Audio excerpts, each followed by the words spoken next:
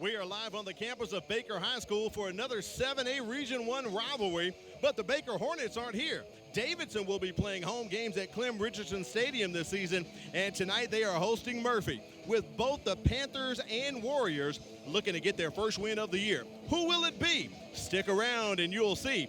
Good evening and welcome to the MCPSS High School Football Pregame Show, brought to you by Bishop State. I'm Al Wheaton, he's Corey Bounty. Down on the sidelines, we're joined by Kimberly Dunn. Corey, this is a familiar spot for us. 7 days ago, we were just here. Yeah, it's going to be an interesting aspect for the Davidson Warrior fans. It's a home away from home. They made the transition here to Clem Richardson Stadium, and you look for a great matchup. We had a 7A Region 1 matchup 1 week ago here on MCPS TV, and now we're turning around and having another one. Someone's going to get their first win tonight, so it's going to be fun football here in West Mobile. It will be fun football, Corey. You're right. Both of these teams have not won a ball game. Murphy's 0-2, and Davidson is 0-1 on the season. The first week of the season, they were scheduled to have a jamboree against George County, I believe, but that game was canceled due to COVID. So this is Davidson's second ball game. They were able to manage 14 points against Daphne last week, but the Murphy Panthers, they have been shut out twice in a row, Corey. Yeah, it's a situation to where as we go into the game, we'll kind of explain where they are as a team and the reason why they probably have not scored. And as we examine further, you know, Coach Rico Jackson has done an outstanding job with this Murphy program, being the hand that he was dealt. And that's the situation that a lot of these coaches are, getting the best of what you have. And it's not that they don't have talent. It just comes down to, as we look into this game, a matter of execution at some points and phases of the game. But I look for Murphy to go ahead and find a way tonight to get into the end zone. Speaking of execution, Corey, let's head over to your checklist, Corey's checklist. So who do you have up first for us tonight, Corey Bounty? The Davidson Warriors, they definitely want to make sure they get off to a strong start. If they're able to get out to a strong start, they'll be just fine, and that's very important for them to get off to that strong start. They need to be balanced. If they're balanced, they'll be just fine. Special teams is also key for them. And also, you look at the Davidson Warriors, the third thing that they have to do is have to Warriors wrap up. What do I mean by that? They have to tackle very well. If they're tackling well, they'll be just fine. That's something they want to make sure they did not do a week ago well. You look on the other hand, the Murphy Panthers on my checklist, the Panthers passing game is very important tonight. They'll be having a backup quarterback as their starting quarterback was injured in game number 1, out for the season. 1 week ago, they weren't able to throw the ball effectively, so let's see if they're able to have that passing game tonight. Also, you must eliminate turnovers. The Panthers have been punching the ball in or getting within the red zone, and then all of a sudden they turn the ball over within that red zone area. That attributes to them not scoring any points, so they have to take care of the football tonight. And they must finish drives. Yeah. That goes hand in hand with eliminating turnovers. If they're able to finish drives within the 20-yard line or within the red zone area, they'll be just fine tonight, Al. That's something Coach Rico Jackson told us on the phone the other day. They need to get into the end zone and score some points, basically. Found a nugget here, Corey. The last time Murphy was held scoreless to start the season, you have to go back to 1944 when they lost 4 in a row and they were shut out 4 exact times. So I'm sure Coach Jackson doesn't want to get close to that record and get the third one tonight. No, he doesn't. I mean, and he's the offensive coordinator, the co-offensive coordinator. Right. So, you know, that's where he makes his hay, so to speak. So he takes a lot of responsibility trying to find a way to get this Murphy Panther offense into gear. Coach Jackson's not on the field because if he was, he definitely would punch it in himself.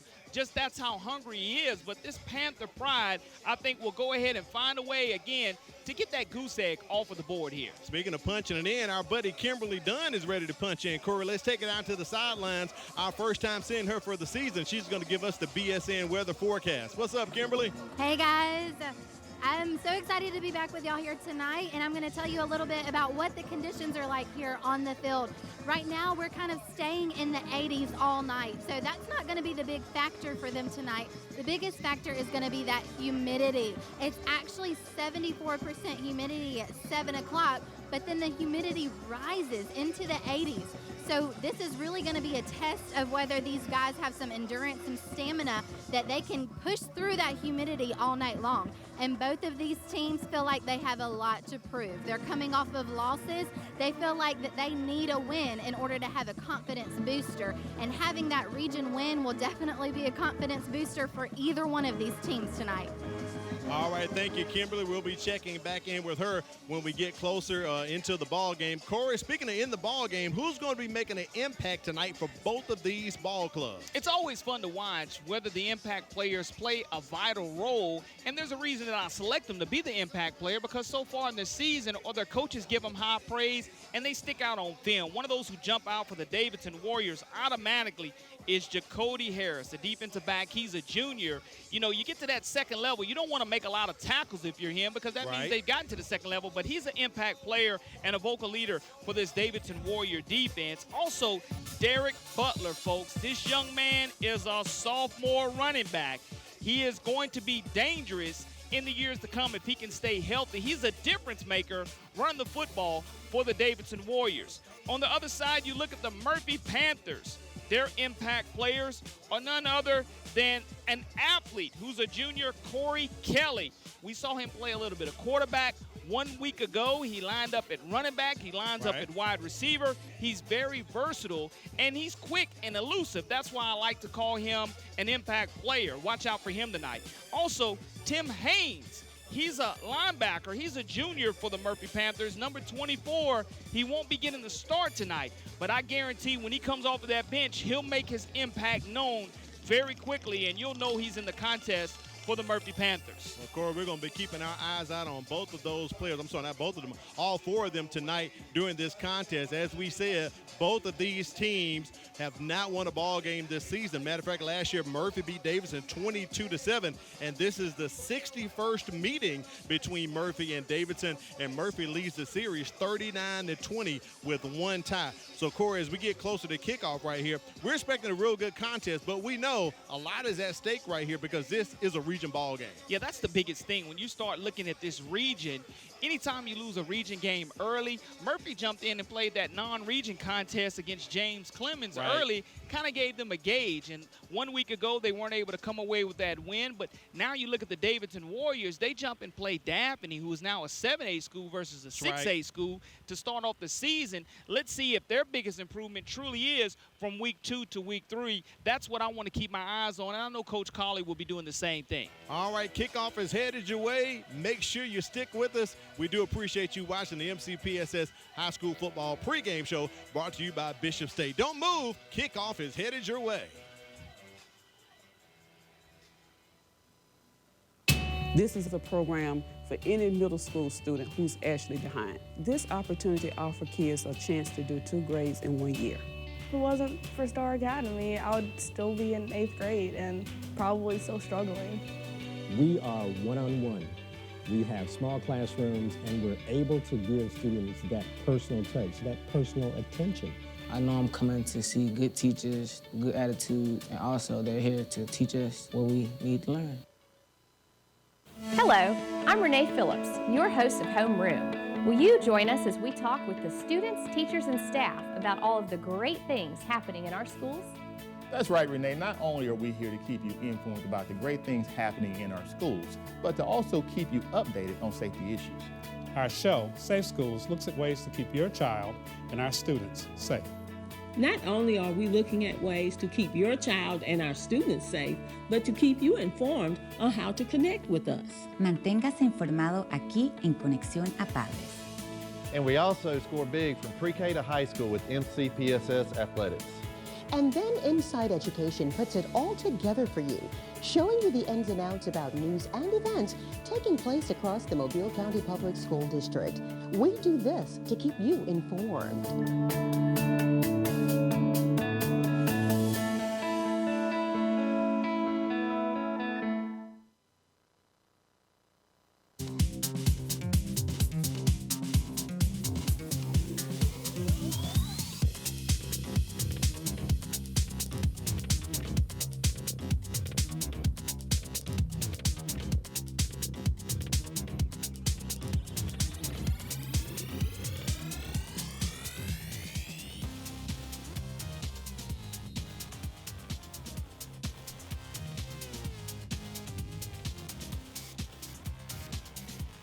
Tonight, we welcome you to Clem Richardson Stadium as Jonah DeLonga kicks that one off, and the Murphy Panthers are wrapped up right here near the 12-yard line. Jalen Etney with the return. Our first look at the Murphy Panthers offense heading on to the field, led by senior quarterback Caleb Stewart. Corey, we talked about him in the pre-game show, that Stewart getting the start tonight because Derek Davis is out for the year with an injury. Yeah, that's going to be a huge factor in tonight's game. Jacody Harris getting the job done on special teams early for the Davidson Warriors on that opening kickoff with the stop. Panthers lining up. Double stack receivers. In the backfield with Stewart, Corey Kelly. Coach Rico Jackson throwing it out. Kelly catches it. He was in the backfield. Take a look at that offense. Talked about quarterback Caleb Stewart at the helm. He replaces Derek Davis, who's out for the year. Stewart is versatile. Also look for him to punt for the Panthers. He'll be throwing it to Corey Kelly as he just did. Among the few backs that Rico Jackson will employ to catch and run the rock for the Panthers, they'll do it behind an O-line that features the only returning offensive starter from last year's team, senior left tackle Devon Smith and junior Zykees James, Christian Boyd, and Malachi Howard. That Panthers offense averages 289 pounds. Second down and a 4 coming up here for the Panthers. Handing that ball off with the run there for Murphy. Fernando Brown. Take a look at the Davidson defense. The Warriors play a 4-2-5 hybrid and may drop into a 4-3 at times due to their size. Inside linebacker Russell Shaw, he's the anchor on the defense. And outside linebacker Ced Easterling may line up on the outside as well. Strong safety Jacody Harris. He'll be joined in the secondary by senior DB Cortez Jackson. He's also going to play some offense today, Corey, on wide receiver. Now here's the catch. The Warriors defensive line averages only 196 pounds, 1st and 10 for the Panthers as they go back to Brown once again. He's coming back this way toward us, Corey, in the press box side. He's got some room, got some blocking. Up the sidelines he goes, pushed out at about the 44-yard line. Good job of down and distance-wise for Murphy. We talked to Coach Rico Jackson, who's the co-offensive coordinator, along with Devin Crawford, about establishing down and distance, and he has a stable of backs that he can go to. We talked about the difference being the passing, but if you have 3 or 4 backs that you can go ahead and run with and get ahead of the sticks and the chains early, that's important for Murphy because that makes a difference in your play calling, and here early in the game, they've had a couple of nice runs. Panthers in the Warriors territory already. Ball sitting right here in front of us atop the press box at Clem Richardson Stadium. It's 1st and 10 at the 45 of Davidson. That one going to hand off to Corey Kelly. Look at him waiting for the blocks, being patient, Corey. Great run by Kelly. Picks up about 8 or 9 yards on that run. Absolutely love the patience by this young man. He's hiding behind his big offensive lineman, Devon Smith, Zykees James, center Keenan Davis, Christian Boyd, and Malachi Howard, all getting the hat on a hat, early controlling the line of scrimmage. 2nd down and 2 yards to go for Murphy here, going ahead and getting on the near side of the field in Davidson territory early in the contest. This is something Coach Jackson told us. They can get drives going, they can sustain them, but they have not been able to get into the end zone. They start shooting themselves in the foot as they get closer to the red zone. So let's see what the Panthers have in store right here.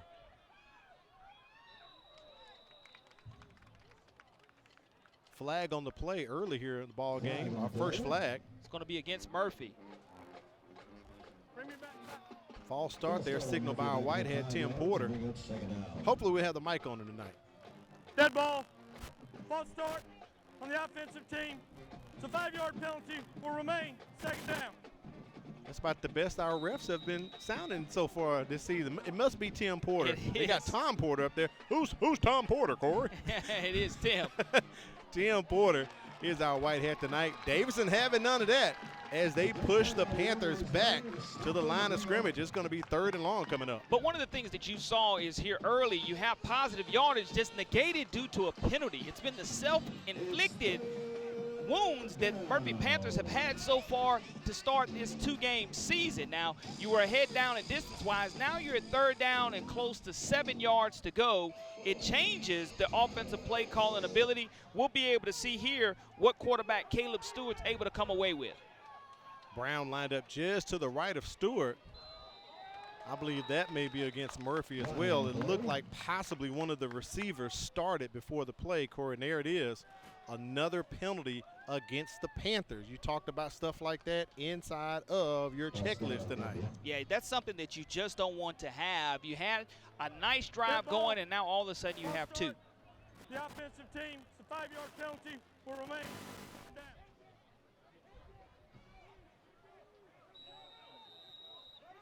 So the Panthers looking at 3rd and 11 here. Ball on the 44-yard line of Davidson. They've had 2 penalties for false starts.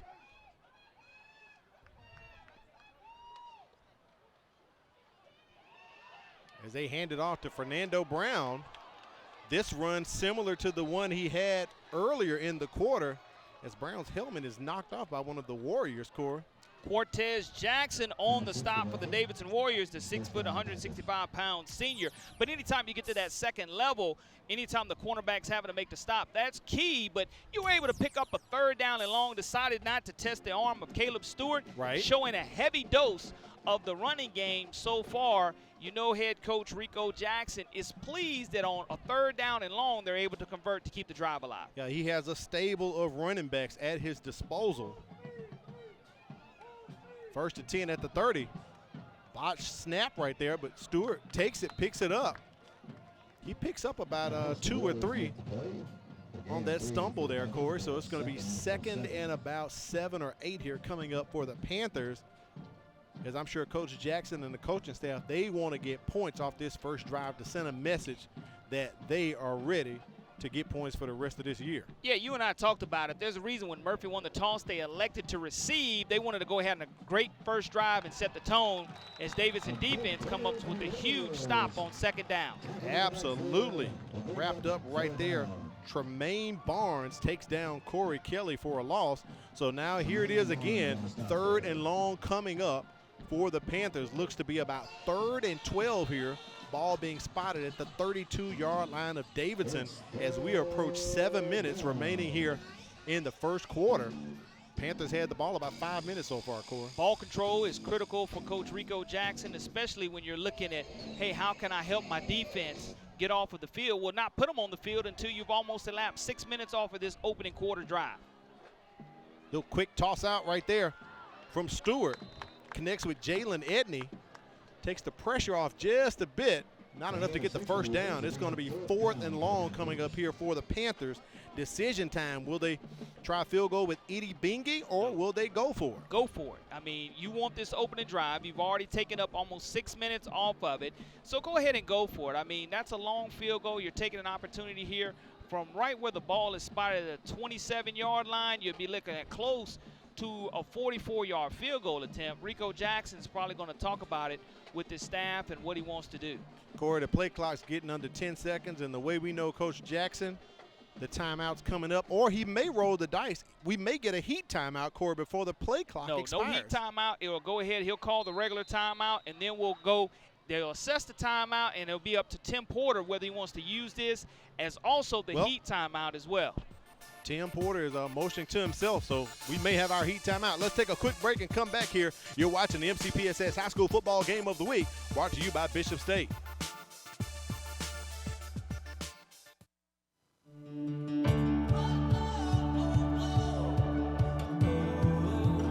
It was just like an extension of home. Bishop give you that outlet to give you a career, a successful career.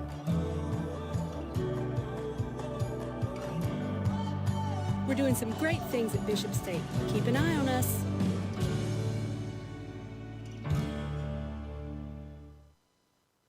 It's the 2021 MCPSS Virtual Signature Academy Showcase, October 19th from 4:30 to 6:30 p.m. Register at signatureacademyshowcase.bfairs.com. Representatives from all 12 high schools will be on hand to talk about our academies. This event is open to all 7th and 8th graders and their parents. So register today and have your questions answered regarding your child's transition into high school and into a life-changing career path. It's the 2021 MCPSS Virtual Signature Academy Showcase, October 19th from 4:30 to 6:30 p.m. We welcome you back to the MCPSS High School Football Game of the Week. Here it is, critical situation, 5:51 remain in the first quarter. 4th and about 7 here coming up for the Panthers. Stewart is going to throw it. He has a man deep near the end zone, incomplete, as he was trying to connect with his receiver, Corey Kelly. Kelly couldn't bring it in, so it's ball over on downs. I'm sorry, Greg Richardson, number 9 there, Corey. Yeah, you look at Robinson in the corner. That's a jump ball situation. Robinson listed at 6'3" on Dragonfly, and that's exactly what you want. Just throw it up for grabs, and, you know, you're not able to come away with it, but you put the ball in position for either defender or offensive player to come down with the football. Turnover on downs, that's a huge stop for the Davidson Warriors. But again, it may be a lot of confidence that you're able to move the football for Murphy, but that's been the story of the first 2 games. So 1st and 10 here for the Warriors. Ball on the 25-yard line. Get a look at their offense coming up here, their starting lineup, as they hand it off. Justin Poe, you talked about him, Corey, doing the pregame. Picks up a couple, maybe 2 or 3. Be 2nd down and 7 coming up here for the Warriors. Timothy Haynes, the linebacker on the stop, one of the impact players in the game for the Murphy Panthers, stepping up. Now 2nd down and 8 yards to go now.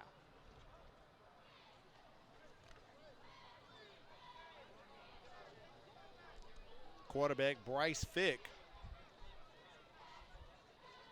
as DJ Butler and Justin Poe back there in the backfield with him. As they hand that one off to Poe, let's take a look at the offense.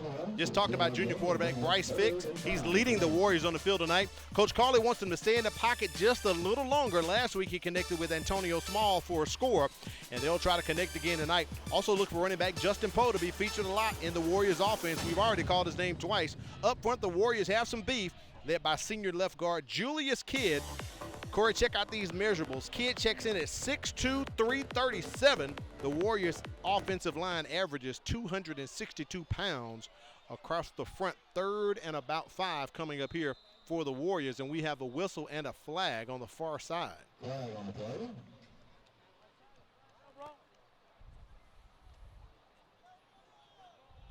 Offside.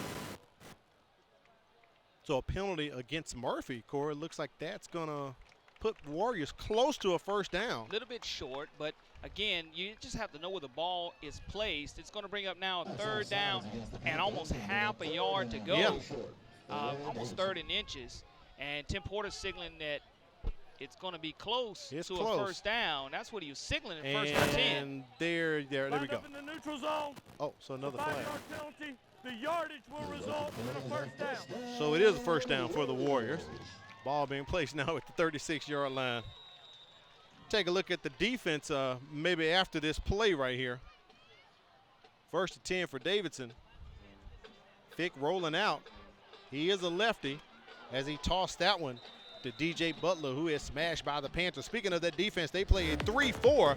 Rushing from the edge is 6'4" defensive end Jamani Johnson. He'll be backed up by Will linebacker Tyler Thornton and Mike linebacker Keandra King, who'll get some time on offense tonight as well. Out on the edge, Josh Reynolds will be patrolling for picks along with senior Rashad McQuirter from his free safety position. Up front, nose tackle Brandon Thompson-Evans. He's going to try and clog up the middle with this 254-pound frame. The Panthers average 234 pounds across their defensive line. 2nd down and about 6 coming up here for Davidson. We'll be checking in with their principal. Kimberly Dunn has him down on the sidelines. That's close to another 1st down, Corey. Good stop, tripping up by Timothy Haynes from his linebacker position, making that stop, but not before the Warriors are going to pick up another 1st down on the play. And here it is, 3:18 remaining in the first quarter. A lot of time elapsed because we've had a decent running game by both of these teams being established. You'd like to see, if your offensive coordinator, Chris Denny, Bryce Fick complete his first pass as he did 1 play ago, but a fresh set of downs for the Davidson Warriors.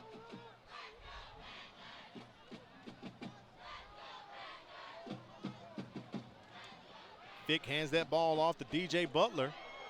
Butler on the move. And he's smack right there about the 46-yard line of Murphy, Corey.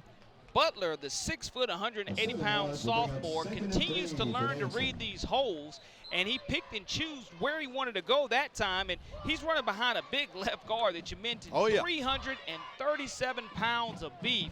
That's very important, and we're going to have a stoppage of play here briefly, as it's going to bring up 2nd down and 3 yards to go for the Davidson Warriors right at the Murphy Panthers 46-yard line. Didn't see any flags. Maybe Tim Porter wanted to discuss some things with his crew. Double stack receivers here on the near side.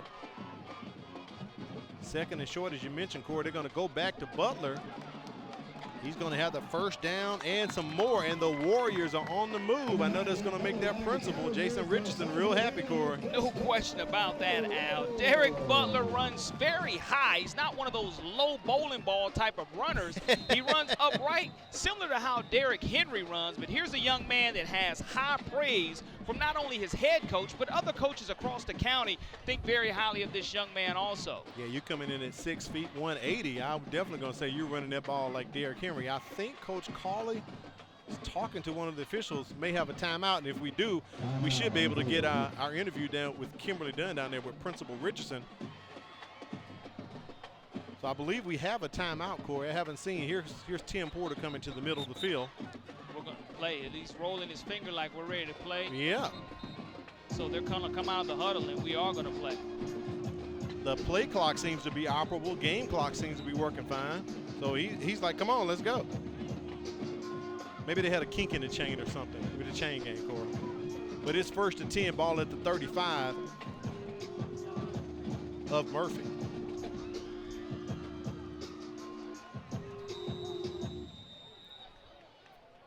First and 10 for Davidson.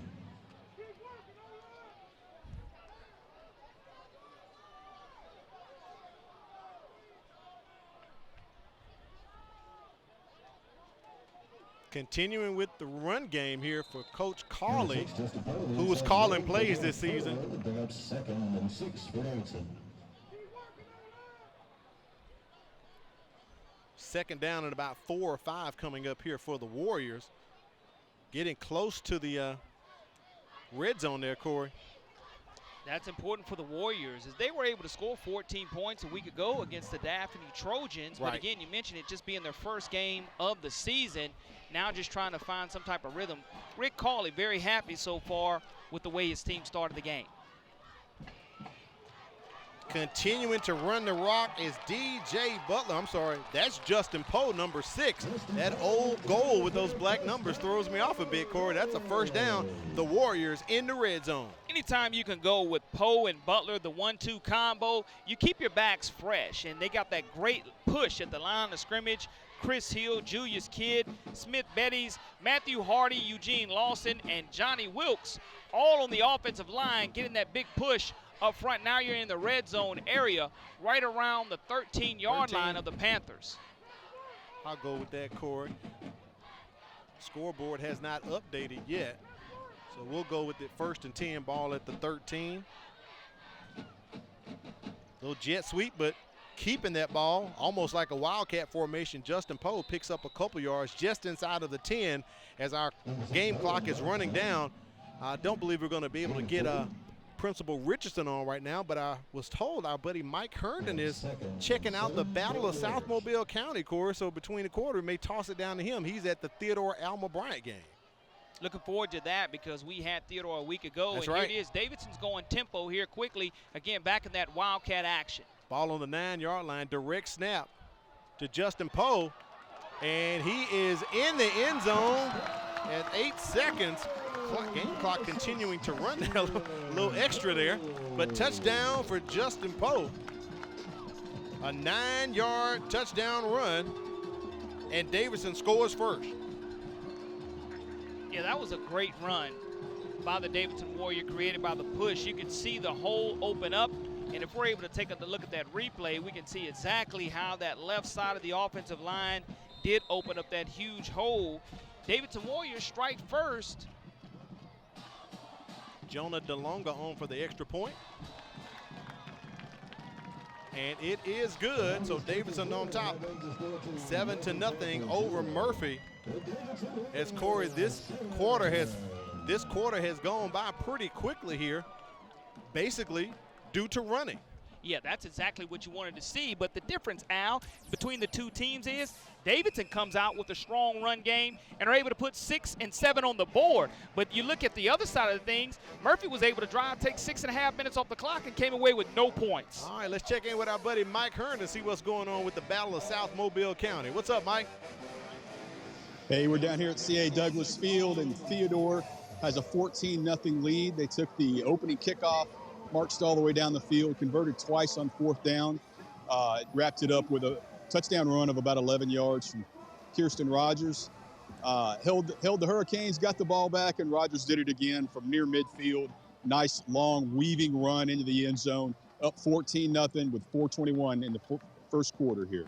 All right, Mike, we do appreciate that. No surprise, Corey, to hear that name, Kirsten Rogers. Yeah, this young man is an absolute stud for the Theodore Bobcats. We saw him run a touchdown that was called back on a gimpy ankle 1 week ago and still was effective and caused the defense of Baker to concentrate on him. But This is one of the best backs in the city, or really in the state of Alabama, if you want to know the truth. And he's having a lot of good numbers early here, and I look forward to seeing what his run total will be by the end of the night. Great drive put together right there by the Davidson Warriors. Hopefully we'll be able to get that scoring drive summary up as Jonah DeLonga and the special teams crew comes outside.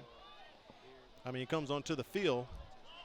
10 plays, 68-yard drive. Derek Butler with a 9-yard touchdown run to cap it off. And again, a lot of time elapsed, some 5 minutes off of the clock, which allows our time here to go very quickly in the first quarter of action. But we don't mind that at all because we've had an 8:30 kickoff, we've had a 10:10 finish, we've had almost an 11 o'clock finish. So getting the first quarter over in less than 20 minutes, very impressive by both teams. Plus, when you have only 3 penalties called, it cleans things up a little bit. But Corey, my eyes may be failing me again. I thought Poe had scored, you just said Derek Butler. So we'll definitely double check on that one. But they are close with that 6 and that 9. DeLonga gets the signal here from the official, and we're ready to kick it off. Panthers setting up at about their own 15. They're just going to let that one. Oh, it's not. That's a live ball, Corey. And it's going to be close to a safety. That is a special teams blunder by the Panthers right there. They set up at the 15. DeLonga kind of put a slight draw on it. And Corey, just like one of my putts at Spring Hill, I'd love for it to die. And that one died right at the 1 yard line. If it goes 10 yards, it is a live ball. Wow. You can't assume that ball is going to bounce into the end zone. It did not, and it is going to be the longest drive that Murphy will have on the year, period. Bishop State Volleyball, you can catch the Bishop State Volleyball women's volleyball team playing at home this week. They'll host Coastal Alabama East this Wednesday. First serve is at 6 p.m. The Lady Wildcats are currently 4-4 for the season, so stop by, support, and cheer on the Wildcats to victory with Bishop State Volleyball. And I don't know if we're able to get a second look there at that touchdown sometime after you finish handling this for us, Al. Got to thank Firehouse Subs because there you can enjoy more subs and save more lives. So thanks to Jim and Susie Sherman at the Greenlight Road Firehouse Subs location for taking care of us and the crew tonight, as they always do for the ball game. 1st and 10, ball on the 1 yard line with 4.7 seconds remaining, and we have a flag here. You can't back it up any further False than you start, already have. So this may be a half of a yard penalty for the Panthers. As you can see, the pigskin squeezing right there next to the goal line, Corey. Now you're at 99.5 yards on the drive. Before the snap, the layup game infraction, half the distance to the goal line will remain first down. That has to burn up Coach Jackson coming off of a kickoff. You have a delay of game. Snap is very crucial right here, very important. And he is tackled in the end zone. Is he down, or are they calling it a safety? I see the safety. Fernando Brown could not escape the tackle of the Warriors. So that's a safety. And the Warriors extend their lead to 9-0. Well, you start talking about the self-inflicted penalties, and then that was really close to being a scoop and score for the Davidson Warriors. Was. Nonetheless, they'll say his knee hit the ground. weren't able to get out of the end zone, and that's one of the things. Special teams miscue led to a quick 6 points for the Murphy Panthers. Oh boy, it has really opened up here. Davidson on top 9-0 over Murphy. Don't move, we'll be back. You're watching the MCPSS High School Football Game of the Week, brought to you by Bishop State. My name is Harshini. I'm a junior at Davidson High School, and after graduation, I plan on pursuing a career in dermatology. Currently, I'm taking science classes such as AP Chemistry, Biology, and Human Anatomy, which will help me pursue my career. I feel as though Mobile County is preparing me for my career choice in that they provide rigorous classes that help me think further beyond just what I'm learning. I'm Harshini Cannon, a junior at Davidson High School, and I'm learning today so I can be a leader tomorrow. Welcome you back to the MCPSS High School Football Game of the Week. Al Wheaton, Corey LeBounty down on the sidelines. We have Kimberly Dunn. And Corey, we have Davidson on top 9-0. That is another scoreless quarter for the Panthers. As I said, back in 1944, that was the last time they started the season shut out. Right now, let's take it down to the sidelines. I know Principal Richardson is down there with Kimberly Dunn. He should be pretty happy. How about that, Kim? He is definitely ecstatic right now. He said it standing down here may be some good luck for him. But like you said, I'm with Davidson's Principal Richardson. So can you tell us what's going on at Davidson? We've got a lot of things going on. We're just real excited right now that the students are back in the building. You know, it's nice to see them every day. It's nice to see them in the stands here. So, you know, we're excited for that. Everything is back up and running. We have our fine arts programs getting ready for their fall play. And we just recognized 72 AP scholars this morning, and those are AP students who tested, their scores were above a 3 on multiple tests, so that's real exciting. That's some exciting and amazing things going on at Davidson. And how are y'all feeling about your games being played here this season for your home games? Well, this is a better fit for us. You know, with the potential of having a stadium in the next couple years, it's a nice segue into what we're going to have on campus. We're real excited about that, and being able to come out here and have a home field here just gets us one step closer to having an on-campus stadium. Yeah, so what is going on with your signature academies at Davidson? We've got a lot of good things going on. We have a preview day planned for early November, so we'll be putting information out about that. Our IB program is having a lot of success. We had a 100% graduation rate last year, so a lot of good things and a lot of things to be excited about. Yeah, and then if a parent is interested in getting more information, finding out about those signature academies, how can they do that?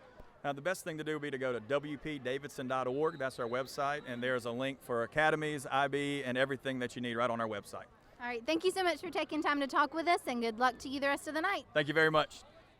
1st and 10 for the Warriors on the Panthers' 48-yard line, Corey. That's what happens when you have that free kick off of the safety. Davidson Warriors back in Panther territory. Bryce Fick throwing it, overthrows his receiver. Boy, he put something on that one, Corey. Incomplete. 2nd down and 10. He was trying to connect with Justin Pope.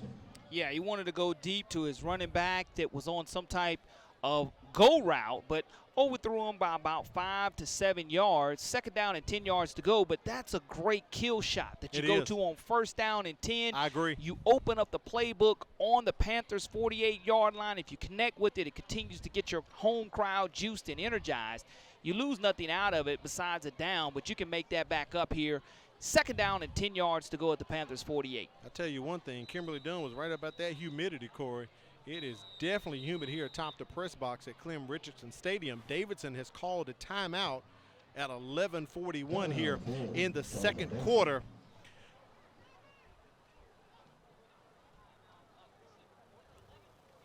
Well, if you didn't mark your calendar last week, I hope you mark it right now. Monday is Labor Day, so that means all schools and offices will be closed with the Mobile County Public School System. Now, Corey, I knew it last week about marking my calendar, but if you didn't watch us last week, make sure you mark your calendar right now. All schools and offices are closed for Labor Day. Got to thank our folks at BSN Sports, where you can get team apparel and equipment. If it's baseball, wrestling, or any sport in between, BSN Sports, the heart of the game. Visit them online at bsnsports.com.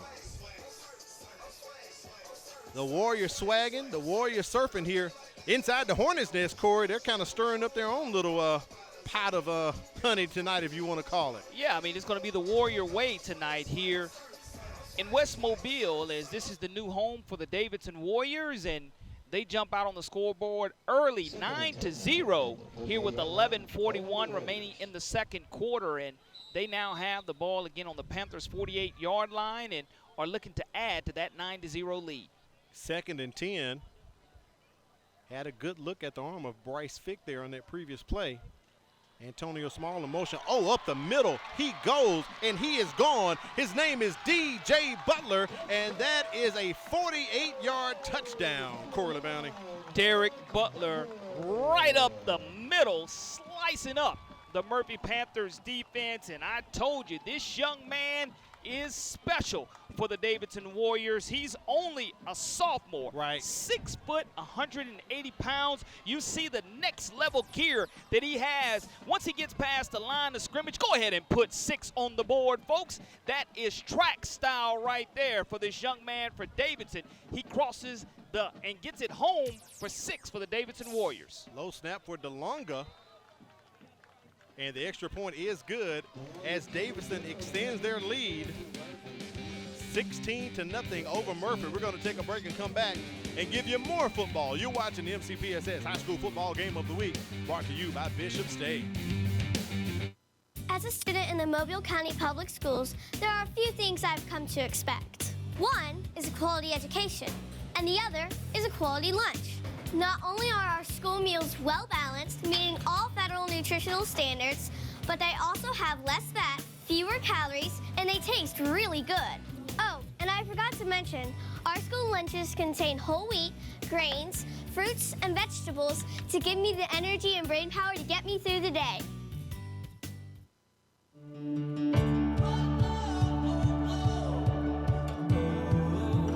It was just like an extension of home. Bishop give you that outlet to give you a career, a successful career.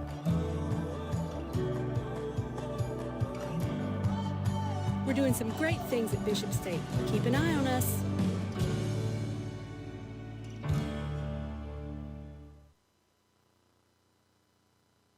Coming up at halftime, we're going to have the Chick-fil-A Halftime Trivia Challenge. Our buddy Kimberly Dunn, she'll climb into the stands and select a spectator and ask them a question, give them some multiple choice selections, and if they get it correct, they'll win big. Part of the Chick-fil-A Halftime Trivia Challenge, so make sure you stick around for that. DeLonga boots that one into the end zone for a touchback. And Murphy, this, if I'm correct, Corey, this will be their 3rd time touching the ball offensively. Yeah, but here's the thing, Al. A 2-play, 48-yard drive by the Davidson Warriors that was capped off by the phenomenal, sensational sophomore running back Derek Butler. I tell you, this is a young man, folks, that a couple of years from now you're going to be talking about for years to come. This young man is very special, and you see why when he got past the line of scrimmage. Right. But here it is, Murphy's going to have an opportunity to answer the call once again. You mentioned having 5 quarters of scoreless football. Again, that opening drive, they elapsed some 6.5 minutes, got close to the red zone area, but weren't able to finish. They have to finish drives and finish plays down and distance-wise. Little toss out to the back. Camera forwards there slightly. I believe he may have gotten back to the line of scrimmage, Corey. Yes, and that's just a break. Ooh, yeah. That the Panthers are willing to take. Corey Kelly was able to see the football in, and as he was advancing forward, it slipped out of his hand, came right to him. You don't want a turnover right there if you're the Panthers deep in your own territory, but 2nd down and 10 yards to go.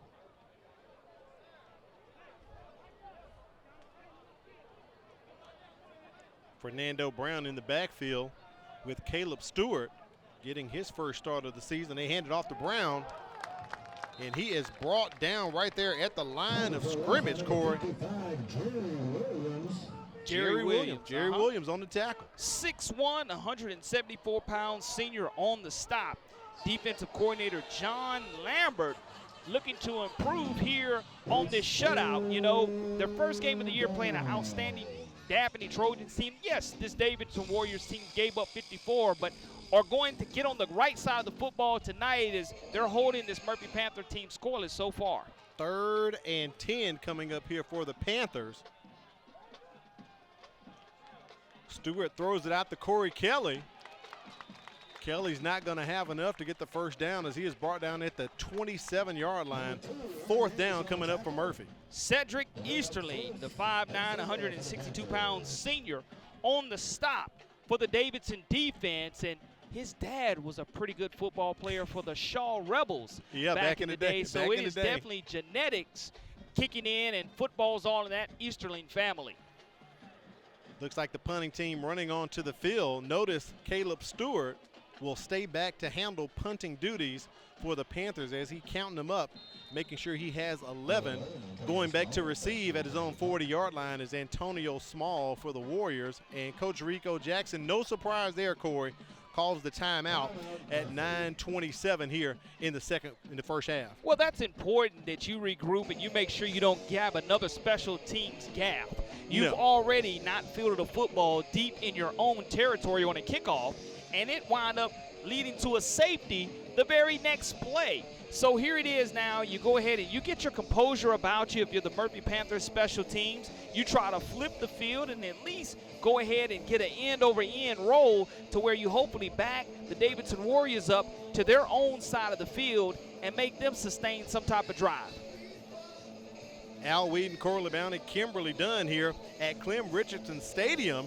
This is Baker's home stadium, home field. But as we told you throughout the telecast, Davidson will be playing their home games here at Baker's Stadium. So tonight hosting Murphy. Their 61st time playing each other. Murphy leads the series 39-20 with one tie. And last year, Murphy beat Davidson 22-7. But right now, the Warriors all on top of the Panthers, 16-0 here in the first half. Stewart about to punt. It's a nice punt off. Small runs back, does not signal fair catch, and he's brought down at the 30-yard line. Great gunner tackle by the Murphy Panthers by Dylan Robinson, the sophomore, doing an outstanding job on special teams, helping Murphy flip the field, making sure now the Davidson Warriors offense earns everything they get. And again, it's going to go back to offensive coordinator for Davidson, Chris Denny, saying, hey, do I want to give the ball to my sensational sophomore, or do I want to go ahead and get it out on the perimeter to my speedster wide receivers here? DJ Butler lining up behind Fick.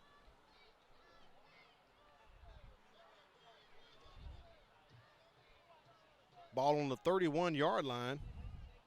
They give it to Butler.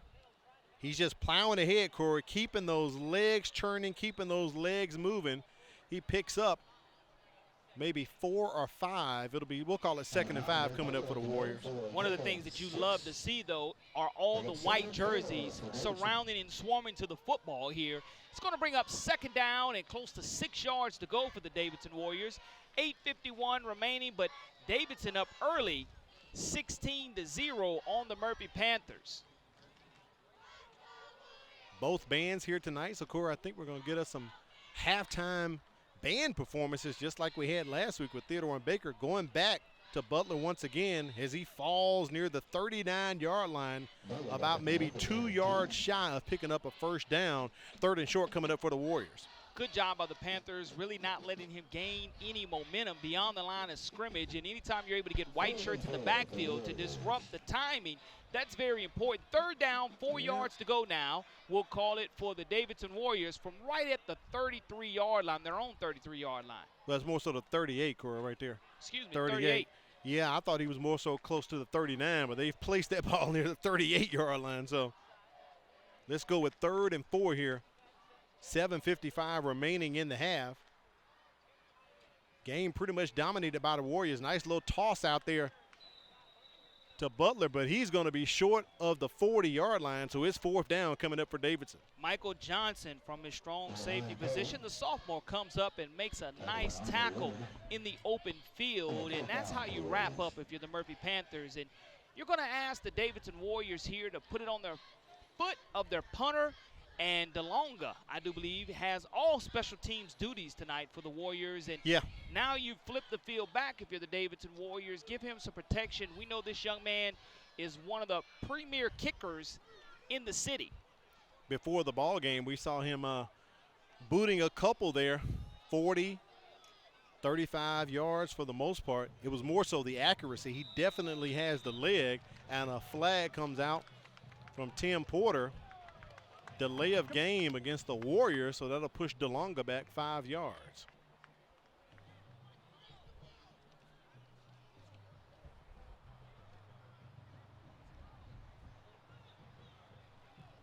Before the dead ball, delay of game, the offensive team's 5-yard penalty will remain 4th down. Corey, I hope we didn't jinx Tim Porter's microphone. Earlier, he was sounding pretty good. He kind of stuttered a little bit there, man. Corey Kelly back to receive. Nice punt by DeLonga. Kelly feels it at the 30-yard line. Going to the Panther sideline, looking for blockers, going to reverse field and come back. But the Warriors are going to wrap him up at about the 37-yard line. Good job of staying in your lane by the Davidson Warriors as Kelly tried to reverse field. Winston Dorsey, the 5'8", 190-pound senior on the stop for the Davidson Warriors. When it comes to high school sports, scores, players, and the latest on all sports within Mobile County Public Schools, you can get informed on MCPSS Athletics with our buddy Brad Lowell, only on the MCPSS TV network. 1st and 10 coming up here for the Panthers. I believe they're going to spot this ball at the 27-yard line. 6:33 remaining here in the half.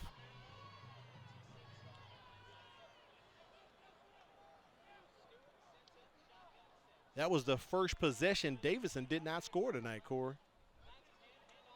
And speaking of Corey running that ball, Number 6 Brown on the guard lead play there. Jazarian Hardy. I'm sorry, not Jazarian Hardy. Fernando Brown. I thought it was Corey Kelly there for a second, Corey. Yeah, it's a big-time run by Fernando Brown. That's what you saw in the opening drive. Now Murphy looking to go tempo here as we're approaching the heat timeout in the 2nd quarter. First down ball at their own 40-yard line. Going back to Brown once again as he goes up the middle near the midfield stripe, and the Warriors are going to stop him close to picking up another first down. 2 big runs by the Panthers offense. You want to feed the back that wants to be fed and who is hungry. And in that situation, back-to-back positive runs by Fernando Brown. But another thing out to look at is the line of scrimmage here. Murphy had a good drive early, their first drive. Let's see if they can sustain that here. Corey Kelly comes in now. They give it to him, and he just runs into a pile of Warriors right there at the 50-yard line. It may be enough to possibly get the first down. Let's see what the officials say. They've been close enough to where they have I think it may be 3rd. Tim Porter comes in to the middle of the pack. And, Cora, we may get our 2nd measurement of the season. We had one last week here against Theodore and Baker, so they're going to bring out the sticks and see how close they are for this first down. This is a big one here for the Panthers. Absolutely. You want to pick this up because you start looking at where they're going to spot the football right here at midfield. So if they're able to pick up this first down, it'll be huge. So we have a heat timeout right here of dead ball under 6 minutes. Let's take it down to the sideline. Kimberly Dunn has someone with her. I do. I am here with the principal from Murphy, Mr. Clark. How are y'all doing tonight? We're well. The game could be going better for us, but, you know, it's Friday night, football, fans in the stands, so we're excited to be here. Yeah, so can you tell us a little bit about what's going on at Murphy? Oh, yes, great things. You know, we just won the Napier Award for Best Public School Program, academic program for our IB program, so we're super excited about that, to brag about that and talk about the wonderful things that the IB program is doing for students, but we also have our UA Early college program that kids can go to the University of Alabama, and when they go there, they're going tuition free. So it's an exciting program for our students to be a part of. You know, we've added another business teacher, so our business program at Murphy is growing. So we got a lot of exciting things going on academically as well as athletically. Yeah, so also you have your dual enrollment program. So can you tell us a little bit about that? Yeah, that falls under our early college as well. We partner with Bishop and the University of Alabama, and kids can go to Bishop. They get their Englishes, they can get some histories. The other nice thing about being partners with Bishop is that they can get their CTE courses through Bishop and earn a credential while they're getting high school credit and college credit at the same time. Yeah, I know I took advantage of some of those options while I was in high school. So if parents want to learn about some of the things that y'all offer, where can they get that information? They can get it through our website, or they can contact myself or Lauren Rogers, our academy specialist. She does a really good job of promoting our programs and getting the information and steering you in the right direction for whatever program you're excited to be a part of. Yes, and now at your school, what are the signature academies that you offer for your students? Our signature academy is our International Baccalaureate IB program, and then our UA Early College program. All right, so it sounds like a lot of exciting things are going on at Murphy, not just academically, but also in your athletics as well. And so we are wishing you all the best in every avenue. Oh, thanks. We're excited, and Panther Pride, the Murphy way. Thank you so much. Thank you. Thank you, Kimberly. Talking with our principal, Sean Clark there. Murphy did pick up the first down, so it's 2nd and 9 here on the Davidson 46-yard line. Corey Kelly picked up that first down. And that appears to be a live ball, Corey. That is a live ball. And taking it to the house, that appears to be a touchdown for Micah Brown. Or will they say he was down, or was it incomplete? We had a whistle on the far sidelines. Okay. But on this side, the official, he did not signal like that's an incomplete pass. He never gave the signal. So let's see what Tim Porter and the guys sorted out here. On the far that sideline. Official right there.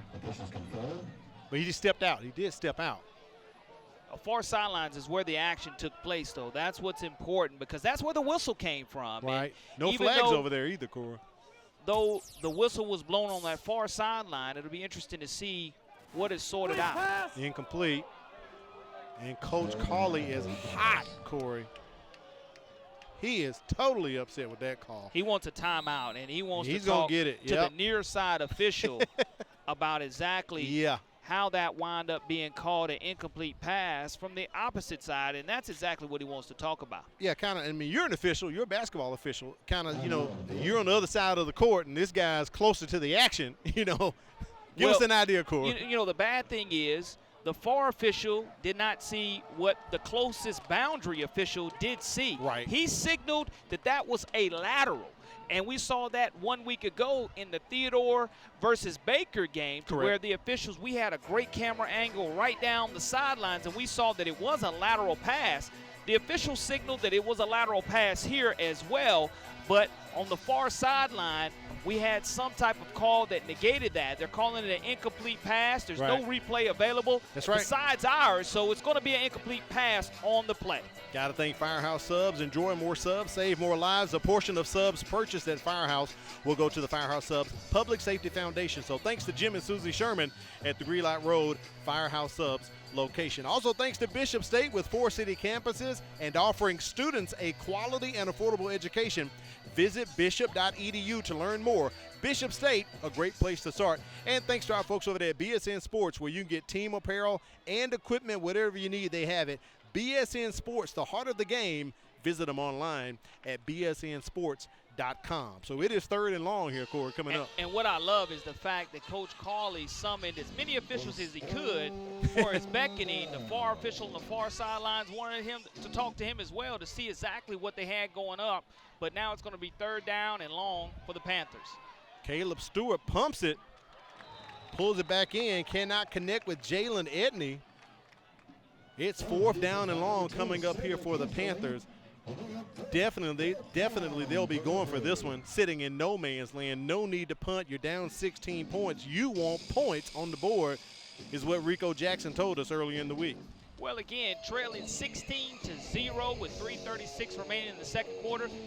You have the football in Davidson's territory, so you really don't have anything to lose. So roll the dice right here and run your best route. Stewart lofts it up, almost an interception, but it was 4th down, And in hindsight, Corey, you're better to drop that one because you get the ball right here at your own 46-yard line rather than trying to get more yards. You would have padded your own personal stats, but when you look from a self-sacrifice position, you either knock that ball down or you go ahead and take the interception, and it's the equivalent of a punt. But because now you have outstanding field position, getting the football right at your own 46-yard line, if you're the Davidson Warrior offense, you want to try to chew 3:27 off of this clock and try to take all the momentum that Murphy may try to get here as the quarter ends away from the Panthers. Warriors back on the field, taking over at their own 46-yard line. They have completely dominated the first half here in this ball game, putting up 16 points, 2 touchdowns and a safety. Antonio Small comes in motion. They can't get the play off. Flag on the play.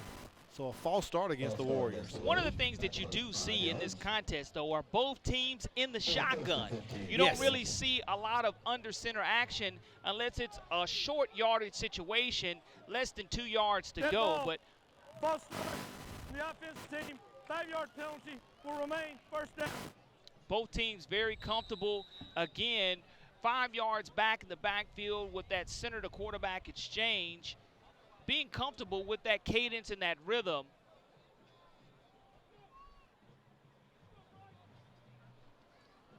So now the Warriors at their own 41-yard line after that penalty. 3:27 remains in the half. Don't forget the Chick-fil-A halftime trivia challenge coming up at halftime with Kimberly Dunn. Also bands, and on the move right there, just between the hands of Antonio Small. Corey, he could have taken that one for 6, man. The 5'8", 143-pound senior had the football go right in between his hands. That was 6 on the board for sure. Yeah. Bryce Fick put that on the money, and that's a young catch. Then Antonio Small, how do you get his confidence back? You go back to him sometime during this possession, especially if you're able to pick up a fresh set of downs here at 2nd down and 15 yards to go. Small caught one for a score last week from Fick, so no surprise if they go back to him again as he's lined up right there in a double stack. They hand it off to the back, Justin Poe, as he gets back to the original line of scrimmage. So we're looking at 3rd and long coming up here for the Warriors, maybe about 3rd and 11. Poe and Butler by running back committee for head coach Rick Cawley and offensive coordinator Chris Denny. Again, on the season have only played one contest last week against the Daphne Trojans. Scored 14 points against the Trojans, but have already put up 16 tonight against the Murphy Panthers.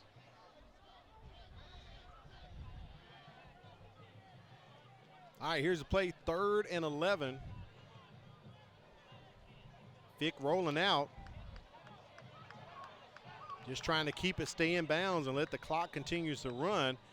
He'll get close to the original line of scrimmage at about the 46 or 47-yard line. It'll be 4th down as DeLongo runs onto the field to punt this one away for the Warriors. Travell Jackson, the defensive end, the senior, comes away with a huge stop for the Panthers. And, you know, the Murphy Panthers will have an opportunity here if Davidson decides to punt this football to come away with another offensive possession, and it'll really be a 2-minute offense here. I talked about momentum trying to be established for the Panthers, and this is the way to do it. Timeout called by Murphy here at 2:09 remaining in the half. Al Whedon, Corey LeBounty, Kimberly Dunn down on the sidelines. It's Murphy versus Davidson here on the campus of Baker High School. We do appreciate you for joining us for the contest tonight. Davidson dressing out about 80 players, Corey. They have 22 seniors, returning only 3 on offense and 4 on defense. Coach Cawley told us on the phone the other day, he says his overall numbers are up for the school and for players, so he has a lot to pull from. They're just small this season. It won't be small at halftime because we're going to get a big winner with the Chick-fil-A Halftime Trivia Challenge.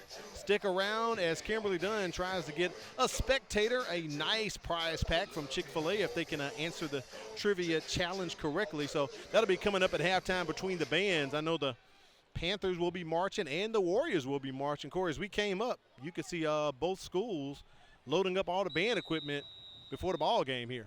Yeah, I mean, a spectacular amount of work put in by both of these bands. Looking forward to seeing them at halftime. 2 receivers back. Low snap to DeLonga, but he gets it off. Murphy's just going to stay away from it and down that ball at about the 17-yard line.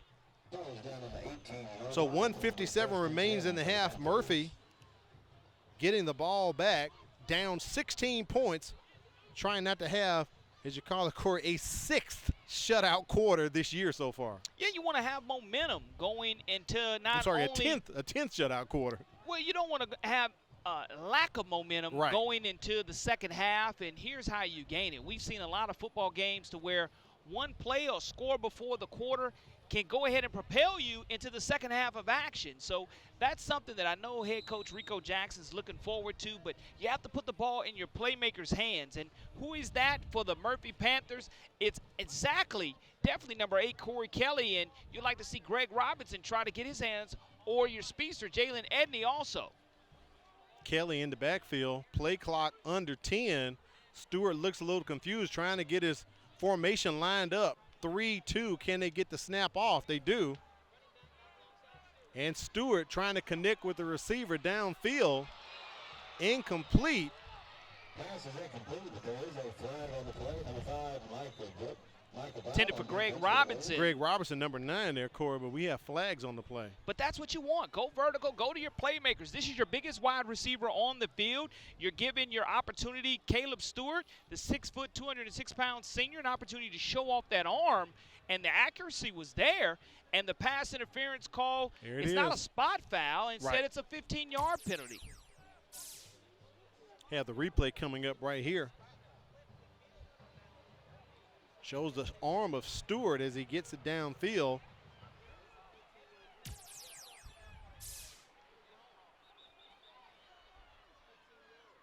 So, Corey, if that's a 15-yarder, that's a long fit. Well, they haven't marched it off yet. I was like, where are the players going there for a second?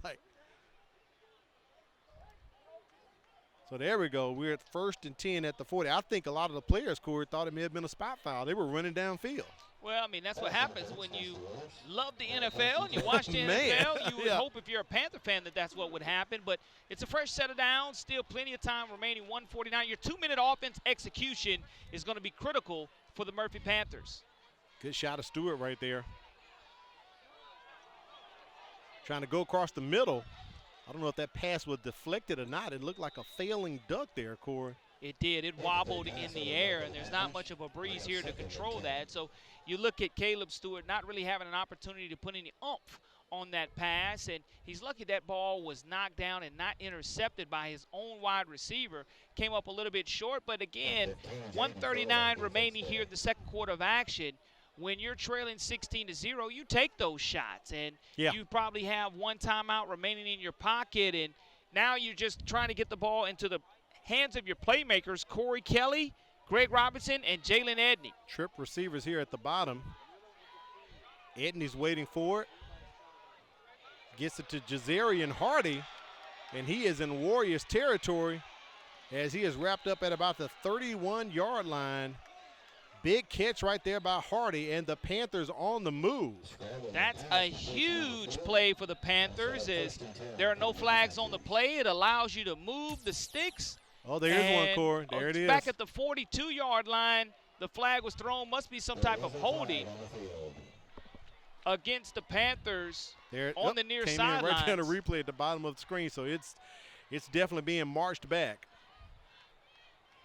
That's unfortunate because Caleb Stewart did a great job buying extra time, wanted to check down, and instead goes to his halfback, Jazarian Hardy. So we had a legal man downfield. And that's what happens when you do buy time. Yep. And now the second downfield. It's a 5-yard penalty. We'll replay the down. So that'll push the Panthers back to their own 35-yard line. So we'll take that play off the books for Hardy and Stewart with that connection. 2nd and 15 as we hear our buddies over there at 96.5 The Crab calling their first ball game tonight, Corey, on the radio. Play clock under 5 for Caleb Stewart. And a timeout has been called by Davidson at 1:03. remaining here in the half. So the chess match continues. We'll come back and play some more of it. Well, we actually call it football. It's the MCPSS High School Football Game of the Week.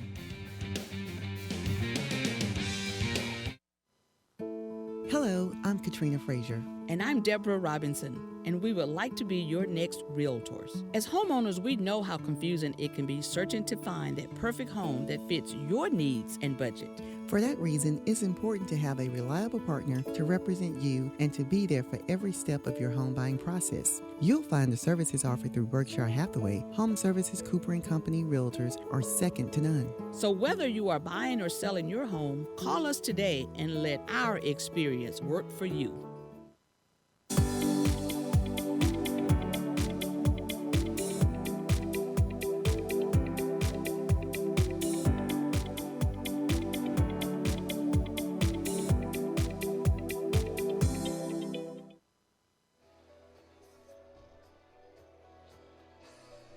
For Quentin Howard, our producer, Wade Ford, director, I'm Al Whedon, Corley Bounty on the sidelines. It's Kimberly Dunn, and we appreciate you watching the MCPSS High School Football Game of the Week, brought to you by Bishop State Community College. Strategic timeout call right there by Coach Rick Cawley. 2nd and 15 coming up for the Panthers, as he wants to make sure he has the right personnel, the right defensive call. And that call right there goes to Fernando Brown. He fumbles it. It goes out of bounds, so he'll be down at the 42-yard line. 3rd down and about 8 coming up for the Panthers. But if you're able to check down Caleb Stewart to one of your backs, that's important too, because again, you're not losing yardage, but the clock still runs, so you're on this 2-minute offense. Hurry up still. Stewart looking for someone to connect with, has plenty of time. He needs to get rid of it. He is sacked, Corey, right there at the 28-yard line. Jerry Williams. Jerry Williams again. That's something that you don't want to happen if you're Caleb Stewart. He just needed to go ahead and check down to the back when he was open to Corey Kelly and was not able to do so. Excuse me, that back you would check down would have been Fernando Brown, but the clock's still running here.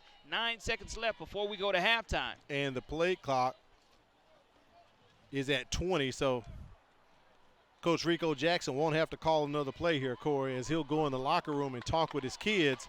Down 16-0. Kimberly Dunn's going to try to catch up with Rick Cawley so we can talk to him before we go into the half. Speaking of the half, a very interesting first half by the Davidson Warriors. Yeah, 10 scoreless quarters so far for this Murphy Panthers offense. They had a great opening drive that took up 6.5 minutes. Sure did. But weren't able to capitalize. Now you're starting to look at going into halftime, making the adjustments. You're only down 16-0. You have an opportunity here to kick off to the Davidson Warriors, so you're talking to your defense saying, hey, find a way to get us a stop, to get us a little momentum in the second half of action. I think of the words of a head coach, John McKenzie, at the Blunt-Viger game, where he said it's going to take more than 13 points to beat us. So I'm pretty sure Rico Jackson is telling the Panthers, look, we're only down 16, man. We can get this. Technically, that's 2 scores, Corey. You know, a week ago against Foley, when you start looking at this Murphy Panther team, right, they were only down 13-0 as well. And they had an opportunity, again, to open up the second half and get some offensive going, and they weren't able to do so. So, again, it's going to be about the second half adjustments that the Panthers are going to make. They know they haven't scored. That is even more motivation for them here in the second half of this contest to do very well offensively. But it's going to start with getting a defensive stop and hoping momentum carries over. Anything positive to get that sideline and get that crowd energized. Let's take it down to the sideline. Kimberly Dunn has Warriors head coach Rick Cawley. Coach Cawley, how do you feel about your team's performance so far in tonight's game? Well, we started a little sluggish on defense. They got, a few first downs, but we tightened up, and, our kids have good energy tonight. They're playing hard, and that's about all you can ask for. We had the touchdown called back, and then we drop another sure touchdown. So, we could be sitting there at 30-something to nothing. So I'm happy, but, we left points on the board, and you can't do that with a team that's got athletes like they got. They got players that can go. Yeah. And just like you mentioned, those couple of mistakes, what else does your team need to improve on coming into the second half? Just consistency, that's it. It goes down to everything in life. The more consistent you are, the more successful you're going to be. I don't care what your job is. So right now they're high school football players, and if they're consistent doing that, then they're going to be better high school football players. All right, well, good luck to you and your team tonight. Thank you. All right, thank you, Kimberly. It is halftime. Davidson is on top 16-0. We'll be back and show you the bands during the MCPSS High School Football Game of the Week, brought to you by Bishop State. When we say Bishop State Community College is a great place to start, we really mean it. Want to major in psychology, engineering, criminal justice, English, history, or something else? Take your general education courses with us, then transfer your credits to the four-year university of your choice. Want to learn a trade and go straight into the workforce? We have the programs and the trainings to help you land a high-wage and high-demand career. Save time and thousands while conveniently taking classes safely online or on campus. Register now, bishop.edu. It's the 2021 MCPSS Virtual Signature Academy Showcase, October 19th from 4:30 to 6:30 p.m. Register at signatureacademyshowcase.vfairs.com.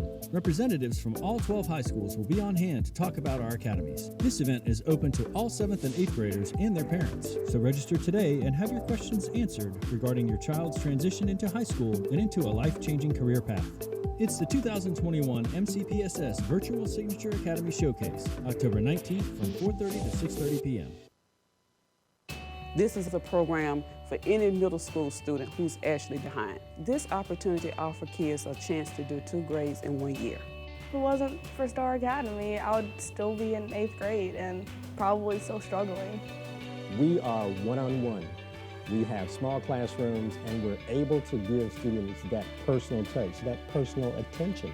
I know I'm coming to see good teachers, good attitude, and also they're here to teach us what we need to learn. It is halftime. Let's take it down to the field and listening to the mighty Murphy Marching Panthers.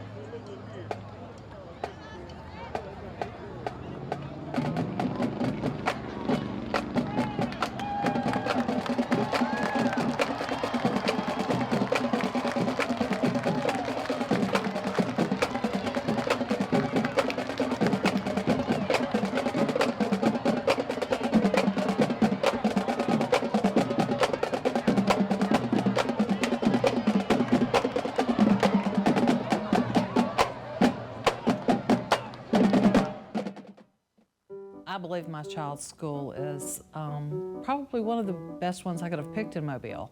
She's in the PACE program. The teachers are phenomenal. The principal, couldn't ask for a better principal. The research that I had done myself, I believe the quality of education in Mobile County Public School System is excellent. For me and my child, I'm going to stick with the public school system. I think it's the way to go. What's the matter, baby? You're not feeling good? School-aged children are at a higher risk of getting and spreading germs and viruses. To help protect the spread, students are encouraged to stay home when sick. Parents, it's important for your child to remain at home at least 24 hours after they no longer have a fever of 100 degrees or higher without the use of medications. Please help us maintain a healthy learning environment. It is halftime for the MCPSS High School Football Game of the Week, and it's now time for the Chick-fil-A Trivia Challenge. Let's check in with Kimberly Dunn. Wait, can we be in it? Just her this time, sorry. We are here with our Chick-fil-A Halftime Trivia Challenge, and we have our very first person who's going to do our Trivia Challenge of this season. Are you ready to do it for us? Yeah, I'm so excited, and she's going to win this gift pack from Chick-fil-A full of goodies and some Chick-fil-A gift cards, so we're really excited about that. Oh my goodness. Do you like eating Chick-fil-A? Yeah, okay, so tell me, what grade are you in and how old are you? I'm in first grade. And how old are you? 6. 6 years old. That's such a good age. And where did you tell me that you go to elementary school? Where do you go to school? Gilliard. Gilliard. That's a great elementary school. And is this mom that's standing with you? What? Is this mom that's standing with you? Yes. Yes. Are you going to share some Chick-fil-A with her? Yes. Yes. Okay. Are you ready for our question? Okay. It says, there are more than 50,000 students enrolled in Mobile Public Schools. How many high schools are in the district? Okay, so is there 8 high schools, 12 high schools, 15, or 25? What do you think? That's kind of a hard question, but I think you can get it. Do you think it's 8, 12, 15, or 25? 8. 8? Oh, that is so close. Add just a little bit more. 8, 12, 15, or 25?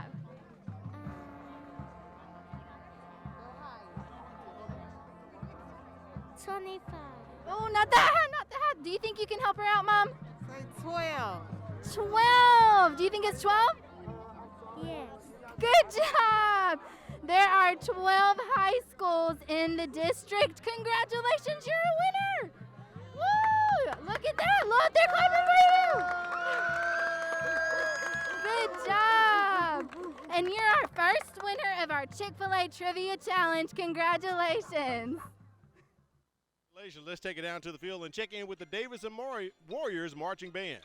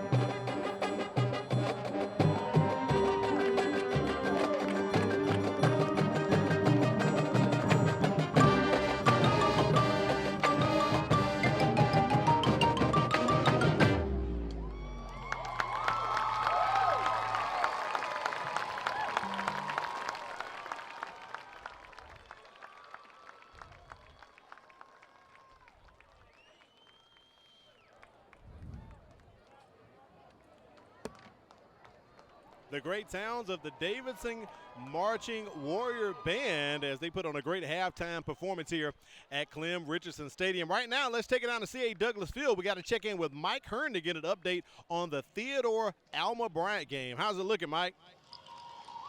Well, if you notice the scoreboard behind me, if you can make it out, you'll see that it's been all Theodore here in the first half. 49-0 at halftime. We had a blocked punt that William James recovered for a touchdown. We've had 3 short touchdown passes from Demetrius Pogue, and we had about a 10-yard touchdown run by Tavares Sullivan.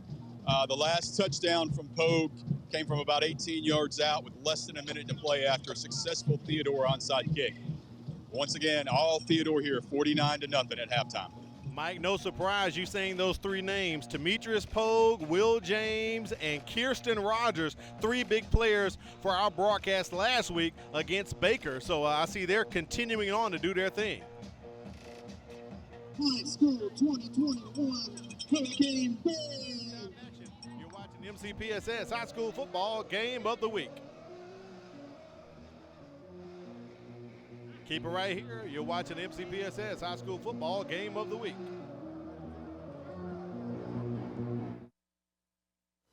When we say Bishop State Community College is a great place to start, we really mean it. Want to major in psychology, engineering, criminal justice, English, history, or something else? Take your general education courses with us, then transfer your credits to the 4-year university of your choice.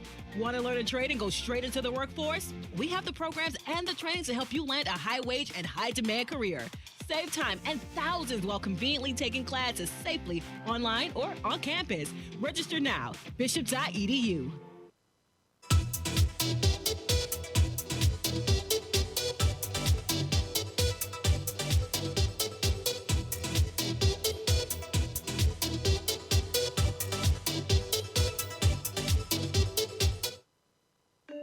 At Mobile County Public Schools, we believe it starts with us. That's why we offer Signature Academies. I'm Tracy Tran, and I'm in the Healthcare and Dental Academy at Theodore High School. In the Dental Academy, I'm working alongside dental professionals getting hands-on training from those already working in the industry. Shadowing them on the job makes me want to work even harder because now I know what I want to be. Signature Academies are open to all students in Mobile County Public High Schools. To find out more, visit mcpss.com. What's the matter, baby? You're not feeling good? School-aged children are at a higher risk of getting and spreading germs and viruses. To help protect the spread, students are encouraged to stay home when sick. Parents, it's important for your child to remain at home at least 24 hours after they no longer have a fever of 100 degrees or higher without the use of medications. Please help us maintain a healthy learning environment. Together we've got this. Together we've got this. Together we've got this.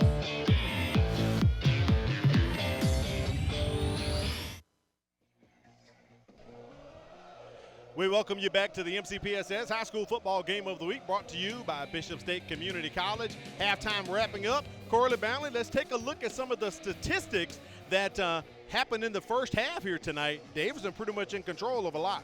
Yeah, I mean, when you start talking about the Davidson Warriors offense, they didn't have the first possession of the game. Murphy did, and they chewed up a lot of that clock during the first quarter, some 6.5 minutes, but did not put any points on the board. And you turn around and you look at the other hand, Davidson Warriors were able to do so. So rushing yards, Davidson has 128 at halftime, Murphy 75. Only 3 passing total yards for the Davidson Warriors, 26 for the Panthers. The total yardage close to being the same, 131 to 101, no turnovers. Penalties have not been a huge factor. 5 for 21 for the Panthers, but you're looking at where they occurred on first and second down, which takes away from any type of momentum that you can get. And you start talking about Derek Butler, the running back for Davidson, 76 yards and 1 touchdown. And for Jacody Harris, 49 yards, 1 touchdown. Also, excuse me, not Jacody Harris. You're looking at Justin Poe.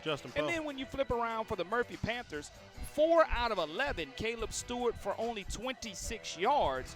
And that goes back to the Panthers having a backup quarterback, as early Derek Davis tore his ACL, the senior quarterback for the Murphy Panthers in the first game of the season against James Clemens, to his testament. He was able to finish that game That's right. with a torn ACL. Unbelievable. And that just Corey. showed a lot of guts, but they're really missing his ability to throw the football. But when you start talking about my checklist for the Murphy Panthers, they had to have some type of passing game and be efficient.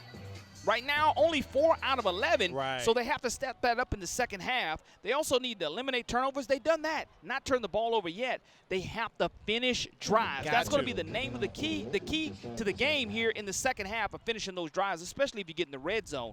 For the Davidson Warriors, you have to prevent those penalties. They've had 3 penalties called on them so far. Special teams play, we saw them come up large, pinning Murphy deep in their own territory at the 1.5-yard line, and then Warriors wrapping up. They must continue to tackle well in the second half, but right here as Murphy kicks off to Davidson to start the second half of action, you have to come away with the stop to gain that momentum, and I know that's what they emphasized and harped on at halftime. There's a shot right there. Edie Bingy, the kicker for the Panthers. He's a senior.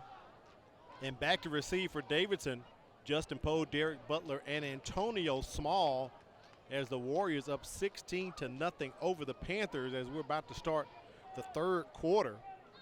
And as we're going to start it, some local score updates. UMS right up 24-0 in the second quarter against LaFleur.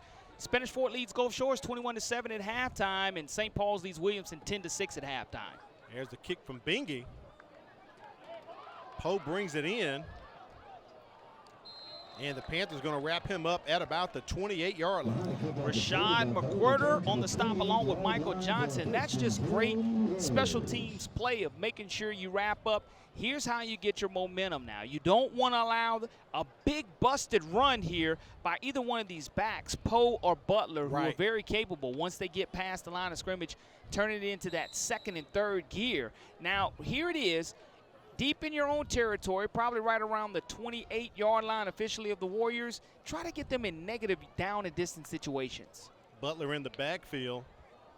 We seen him take one to the house for 48 yards earlier to pick up a score. Hand off to him again.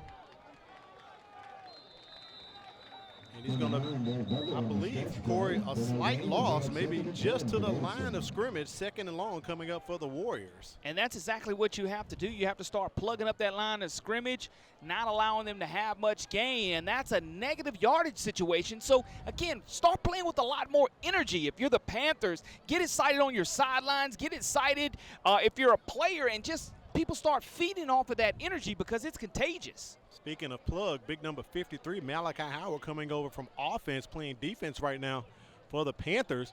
Clogged up that middle on that last run. Fick throws it out, trying to connect with Cortez Jackson, incomplete.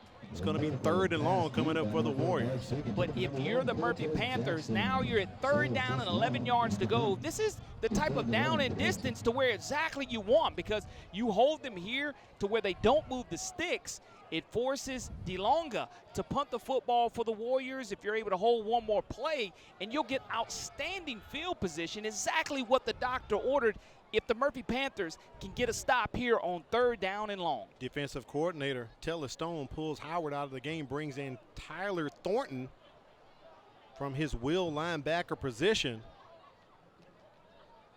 Panthers adding a little speed right here. Third and long coming up for the Warriors. Big play here early in the third quarter. Fick has time. Tries to go over the middle to connect with Justin Poe, and flags come in, Corey. I thought that was after the ball had passed Poe, but, you know, I'm not on the field, Corey. I ain't on the field. If you're the defensive back, you just have to go ahead and continue to keep your hands in the air, because you don't even want that official to be able to go to his flag and be able to throw it, because he did fall to the ground. Right. The defender did cause him to go to the ground. Now, it's not a matter of whether that ball was catchable or not. It's a matter of whether you interfered with the offensive player. And you look at the time that Fick had. Anytime you're able to spin that football, it was a good throw, but I know the receiver was not going to make that catch. You just leave him alone. But I like that Poe showing his versatility out of the backfield also as a wide receiver. The bad part about that, what does it do? It gives the Davidson Warriors an automatic first down. That's a Davidson Warrior first down. Ball at the 42-yard line now. That was possibly a 3-and-out that the Panthers could have capitalized on. But, Corey, you talked about those penalties.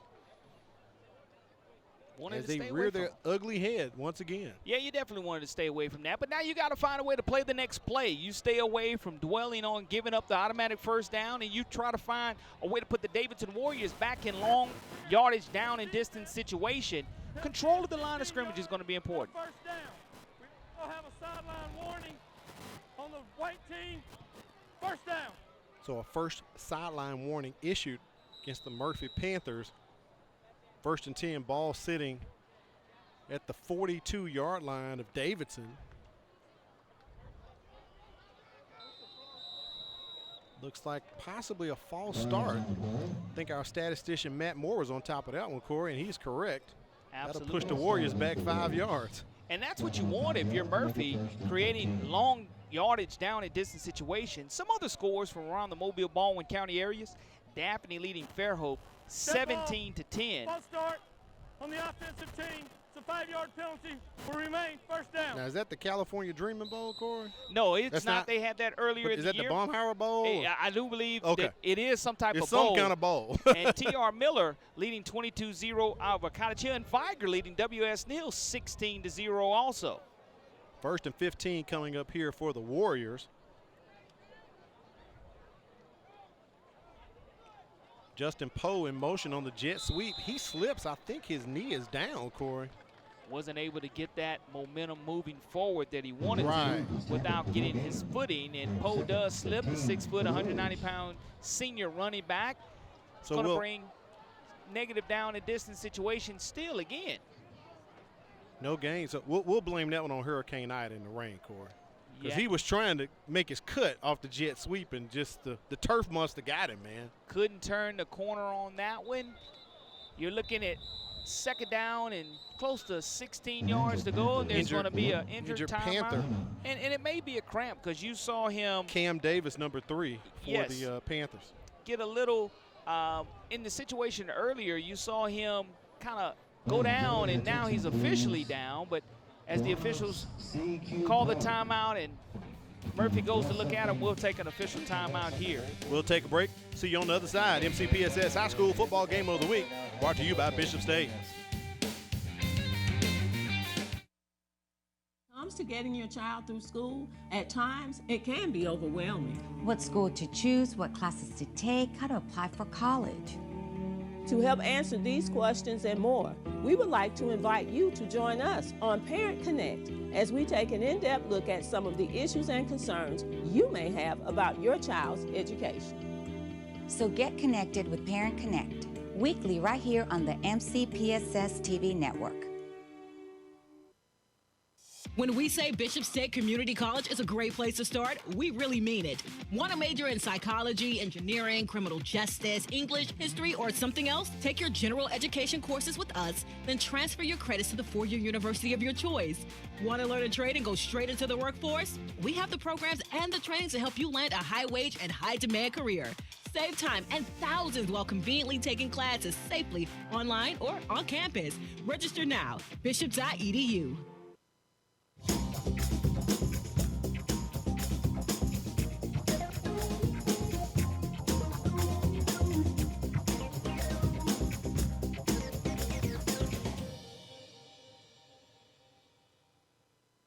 Hello, my name is Abby Dinkins. My children go to E.R. Dixon Elementary School. The education that my kids are getting,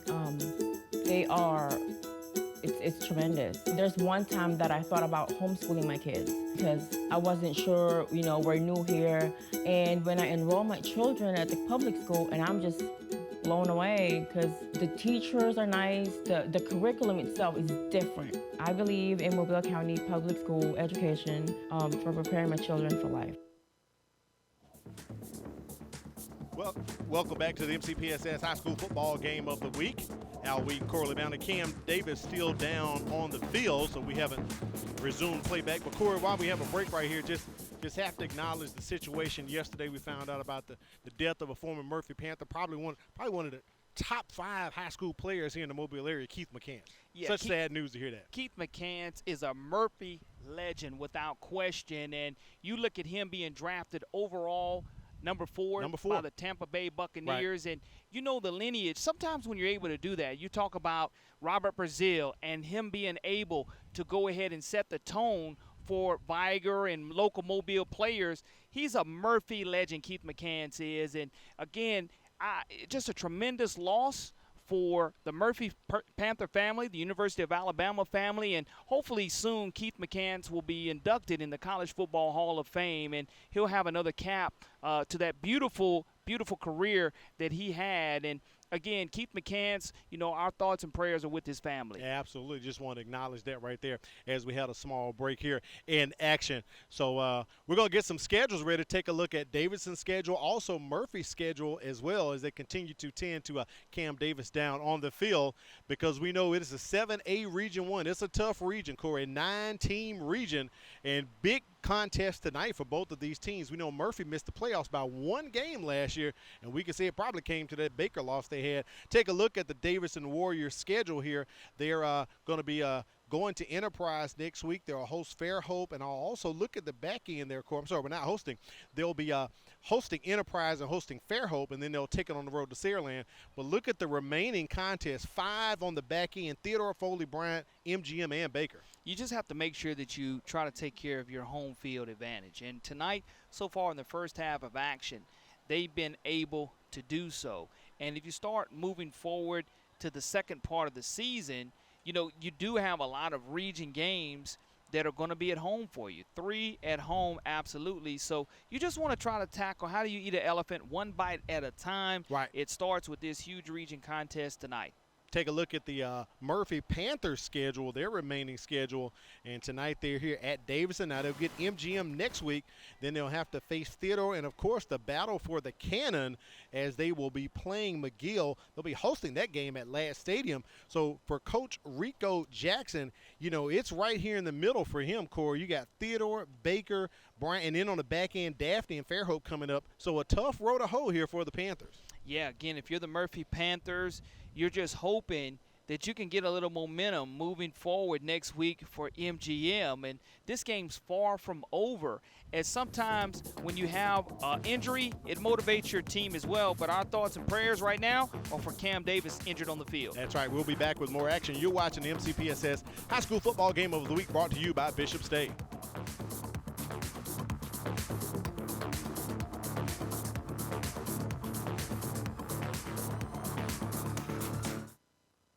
It's the 2021 MCPSS Virtual Signature Academy Showcase, October 19th from 4:30 to 6:30 p.m. Register at signatureacademyshowcase.vfairs.com. Representatives from all 12 high schools will be on hand to talk about our academies. This event is open to all 7th and 8th graders and their parents. So register today and have your questions answered regarding your child's transition into high school and into a life-changing career path. It's the 2021 MCPSS Virtual Signature Academy Showcase, October 19th from 4:30 to 6:30 p.m. What's the matter, baby? You're not feeling good? School-aged children are at a higher risk of getting and spreading germs and viruses. To help protect the spread, students are encouraged to stay home when sick. Parents, it's important for your child to remain at home at least 24 hours after they no longer have a fever of 100 degrees or higher without the use of medications. Please help us maintain a healthy learning environment. Hello, my name is Kyla Brown, and I am redefining ready. I'm taking AP and dual enrollment courses that will help me earn college credits while in high school. I am studying dental science that will assist me in my career choice of becoming a dentist. I am a Student Government Association representative and actively involved in other activities around my school and community. And this is how I am redefining ready. A teacher is one of the biggest investors in a community. They impact the lives of those we value the most. Teachers share knowledge which helps shape and mold our future leaders. Teachers show direction and help build a sense of purpose. Are you ready to make a change? For more information on teaching opportunities, teacher incentives, or to apply with the Mobile County Public Schools, log on to www.mcpss.com.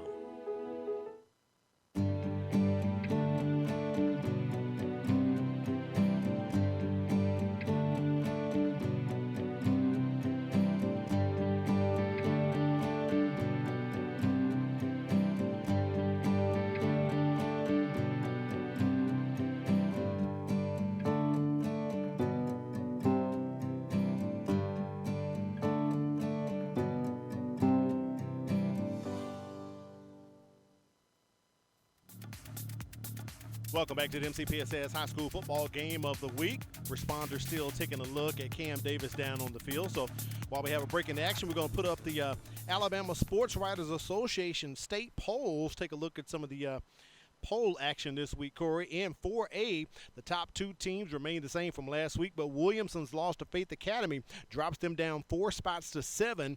Viger moves up 3 spots from 8 to 5, and the Jackson Aggies move up 2 spots to 8. Outside the top 10 and picking up 3 votes is Mobile Christian. And speaking of Jackson, Corey, big win last night. The Fighting Philip Rivers is St. Michael. They picked a big upset over Jackson last night. Get the win. The Cardinals are playing well early. It wasn't a fluke the way that they beat McIntosh. They're able to go ahead and win that game at home, and that's a huge win for Philip Rivers and his Cardinal program. That's right. Their first ever region win. Let's take it up to 5A. The top 3 here are the same from last week. St. Paul's lost last week, drops them down 5 spots to 9. Up 1 spot to 5 is Faith Academy. And UMS Wright makes their first appearance in the poll at number 10. Check this out, Corey. St. Paul's hasn't started a season 0-3 since 1984, and I believe that last score update you gave us, they were on top of Williamson. So Coach Steve Mask trying to pick up his first win of the season tonight. Yeah, it's very imperative that, you know, the Williamson Lions don't get caught looking ahead to St. Michael, and you can't look ahead when you have an 0-2 Steve Mask St. Paul's team, because they're the defending state champions, and they're looking for that first win, and Williamson was able to have a great win in week number 0 against Viger. And last week it was a tough loss against Faith Academy, and now they're having their hands full with St. Paul's. But Williamson's schedule is real tough. Let's take it up to 6A. Spanish Fort still sits atop the poll, and the rest of the top 5 remain unchanged. Opelika and Eufaula fall to 9 and 10 after losses last week, allowing Hartselle, Homewood, and Hillcrest Tuscaloosa to move into spots 6, 7, and 8. McGill is still on the outside looking in, picking up 2 votes. And lastly, we'll take it up to the 7A poll. This one was the easiest of all weeks. No changes at all in the poll. All teams won last week, so no movement here. Fairhope did pick up 1 vote, and Baker picked up 2 votes. As you see, Theodore and Daphne right there sitting at 6 and 7, and Theodore all atop Alba Bryant, where Mike Herndon told us they were up 49-0 when we checked in with him, Corey. Theodore continues to roll, and, you know, Bart Sessions is trying to get good footing down on the bayou, and he will continue to do so, but Theodore is just such a jackhammer in 7A, as evident as their come-behind victory 1 week ago here in a region win against Baker.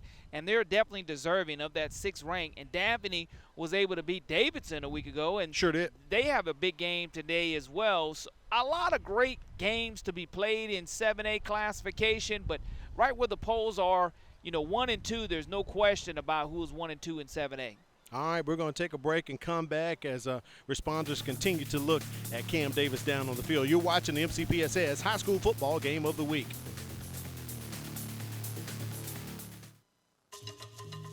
The Environmental Studies Center is a natural sciences education facility designed to provide unique learning experiences. In addition, wildlife rehabilitation plays a vital role each day at the center. Featuring more than 500 acres of rich woodlands, the center affords teachers, students, and the general public an opportunity to experience firsthand the natural environment. Environmental Studies Center. It starts with us in the Mobile County Public Schools. The Mobile County Public Schools Signature Academies program offers a variety of specialized curriculum for highly interested and motivated students. These academies provide students with choices ranging from aviation to healthcare, advanced information technology to international studies, from engineering to coastal studies. These high-quality, hands-on programs prepare students for careers readily available in Mobile County. Signature Academies program. It starts with us. When we say Bishop State Community College is a great place to start, we really mean it. Want to major in psychology, engineering, criminal justice, English, history, or something else? Take your general education courses with us, then transfer your credits to the four-year university of your choice. Want to learn a trade and go straight into the workforce? We have the programs and the trainings to help you land a high-wage and high-demand career. Save time and thousands while conveniently taking classes safely online or on campus. Register now, bishop.edu. A teacher is one of the biggest investors in a community. They impact the lives of those we value the most. Teachers share knowledge which helps shape and mold our future leaders. Teachers show direction and help build a sense of purpose. Are you ready to make a change? For more information on teaching opportunities, teacher incentives, or to apply with the Mobile County Public Schools, log on to www.mcpss.com.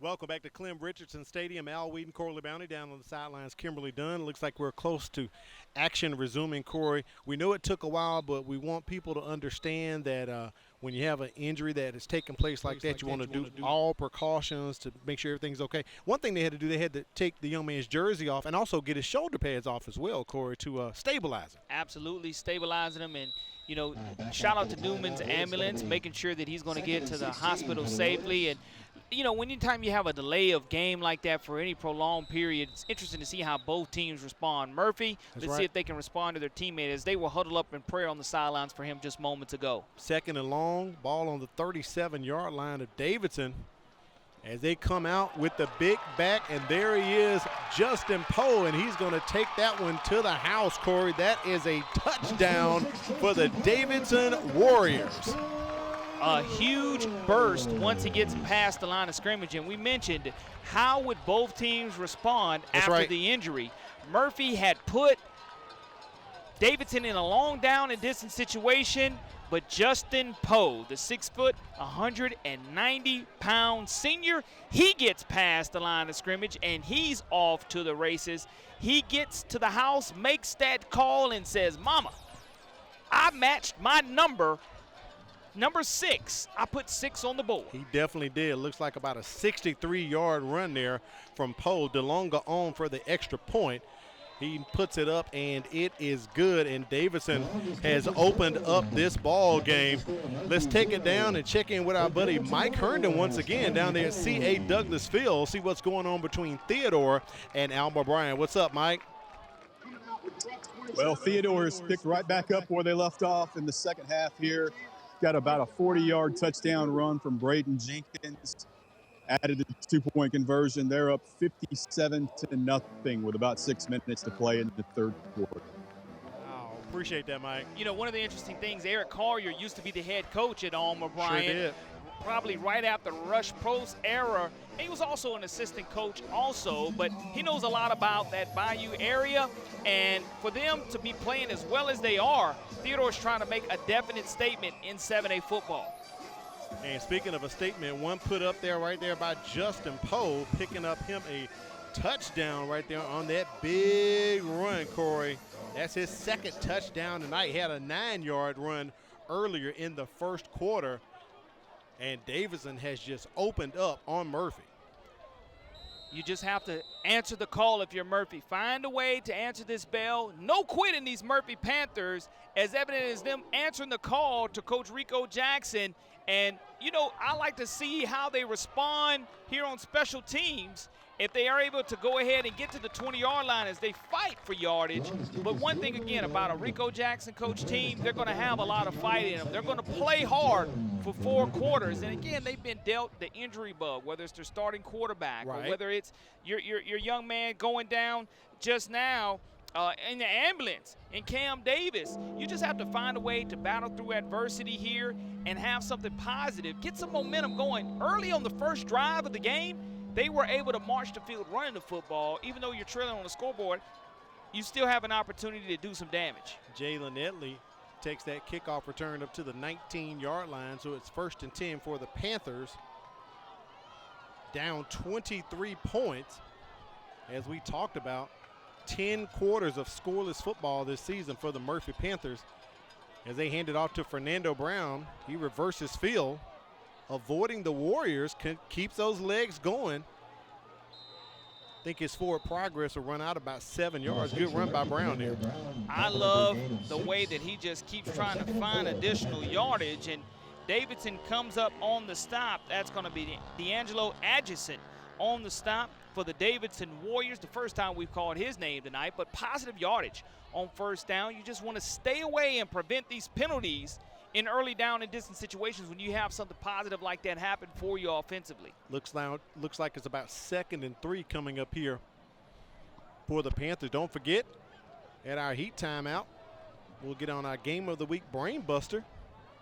Put another question out there for our buddy Corey Bounty. Corey, 2-2 for the season so far on the Game of the Week Brain Buster. Fernando Brown running that ball. Gets the first down as he crosses the 30-yard line up to the 32. Love the hard running stop by Jalen Ford, the free safety, 5'10", 170-pound sophomore. That's the type of positive yardage we saw Murphy have on the first drive of the game. Now you start stringing together a long drive like that, all it's going to take is one score for these Panthers to go ahead and electrify not only their own sidelines but their fans too. They're just waiting for that explosion on the scoreboard, and you know it's coming. 1st and 10 for the Panthers. Handed off to Brown once again. He's got the hot hand, and Coach Rico Jackson is going to stick with the hot runner. He's known for that. He says Murphy's got to finish those drives and get in the end zone. No turnovers, but make sure you get off the field on 3rd down and try to get the win tonight. So we know penalties have reared their ugly head, and special teams has caught them in a blunder once or two tonight. 2nd and about 4 coming up here for the Panthers. No self-inflicted wounds for the Murphy Panthers here on this drive. It's critical that you execute here to answer the call of this Davidson Warriors score.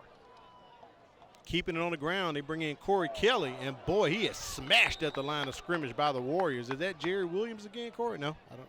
Not 55 there. I'll tell you what about Corey Kelly. He's a bounce to the outside type of runner. If he's able to get to the outside of that defense, his speed will show. He tried to cut it back, and that's not exactly the strength of where he wants to go.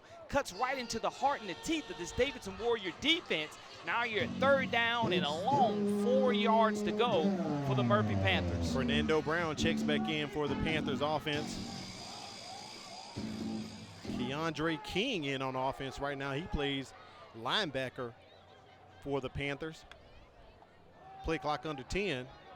Stewart tries to connect with someone across the middle. No flags.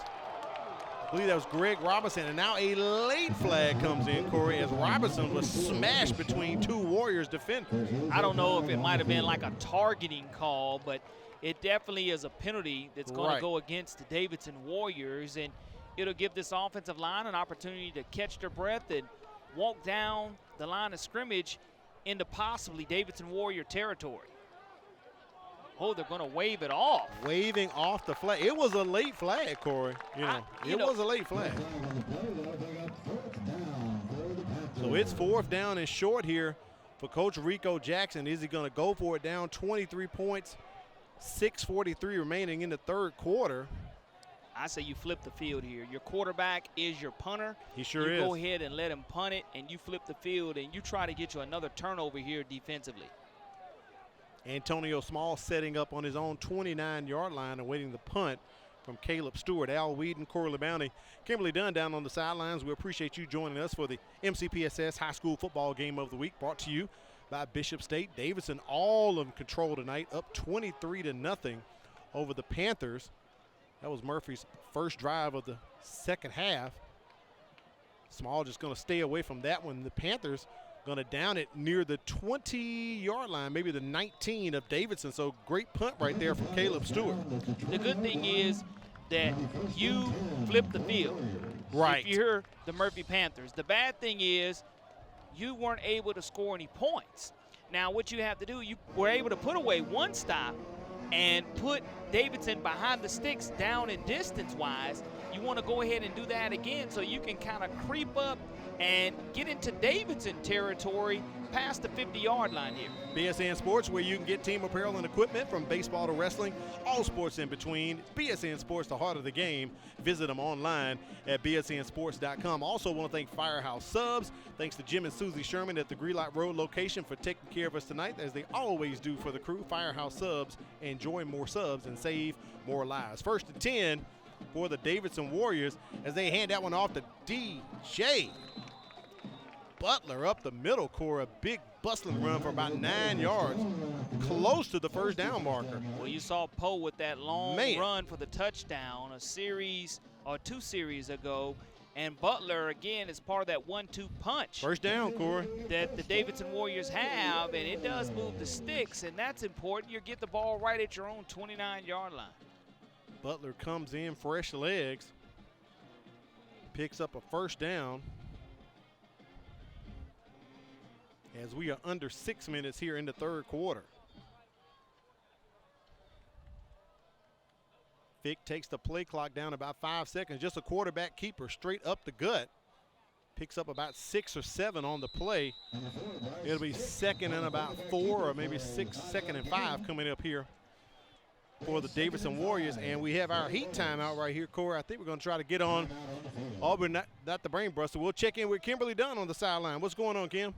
Hey guys, I was just going to give you a quick update on the injury that we had earlier. They said that he was experiencing some tingling in the back of his neck, and so they merely took him away as just a precaution. He still had full filling in his fingers, but they wanted to make sure, because of where the location of the injury was, that he was okay, so they are just taking him for observation to make sure that there are no complications. Thank you, Kimberly. Makes total sense to me, Corey. I totally get it. Make sure you take care and be precautionary in all measures. All right, Corey, time for your game of the week brain buster. So far, you're 2 for 2 on the season so far, young man. So let's get the question up here. Wade and Miss Diana pull it up for us in the truck, and we'll see what we're working with. All right, Corey. Davidson has made the playoffs 19 times. What local team have they played the most games against in the playoffs? And we have a multiple choice for you tonight, Corey LeBounty. I like that. I thank you for earned that. it. You earned it. I like that. Multiple choice. The first multiple choice of the year here on your Brain Buster. There's your question. Davidson has made the playoffs 19 times. What local team have they played the most games against in the playoffs? We'll reveal that answer between the third and the fourth quarter. Then we got a little bug on the screen there, Corey. Our statistician, China Powell. She's trying to take a guess at the answer. Second and about 4 or 5 here as they get the ball to Justin Poe. He keeps the legs going and gets close to the line to gain, which is the 39. So it's going to be third and short coming up for the Warriors.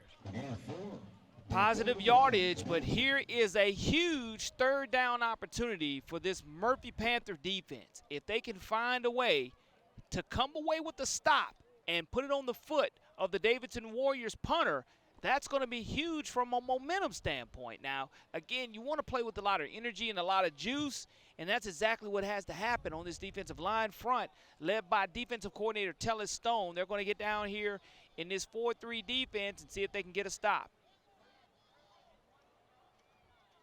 They put him in the box, and they cannot stop Justin Poe. He picks up the first down close to the 45-yard line, and the Warriors still on the move. That's a huge first down for the Davidson Warriors because we've had the heat timeout.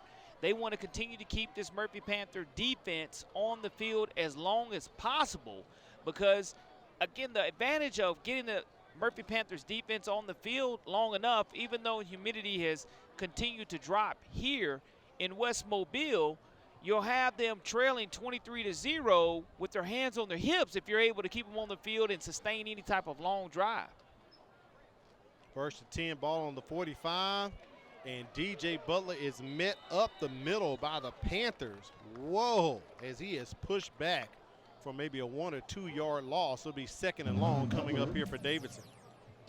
Good job of the push up front by this Panther defense, and that's what they wanted on that third down play. Weren't able to come away with it, but I think Zykees James comes over from offense to make the tackle, Corey, number 50. Hey, that's what you have to have, those pluggers that you need. And Zykees James plays left guard by trade, but was able to get in the line of scrimmage and get in the backfield. 1 yard loss on the play. Second and 11 coming up here for Davidson. They give the jet sweep to Justin Poe. He turns the corner.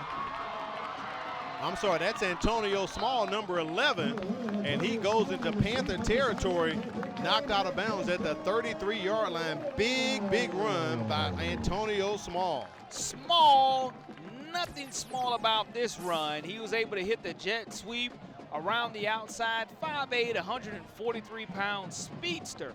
We called his name earlier in the game, and he was able to bounce back from that drop pass off an outstanding run that moves the sticks and the chains for the Davidson Warriors. His name may be small, big impact right there.